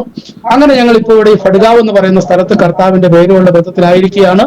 ഞാനിപ്പോൾ ഈ സ്ഥലത്തായിരുന്നു കൊണ്ട് ഉപവസിച്ച് പ്രാർത്ഥിക്കുന്നു ദേശത്തിന് വേണ്ടി. ഈ ദേശത്തിന് ആക്കി വെച്ചിട്ടുണ്ടെങ്കിൽ ഇപ്പോൾ സഭ പിന്നെ തടസ്സപ്പെട്ടിരിക്കുന്നുവെങ്കിൽ എനിക്ക് പൂർണ്ണമായി ബോധ്യമുണ്ട്, എന്നെ അയച്ച കർത്താവ് പൂർണ്ണമായിട്ടും ഇവിടെ എന്നെ കൊണ്ടൊരു വേല ചെയ്യിക്കുമെന്ന്.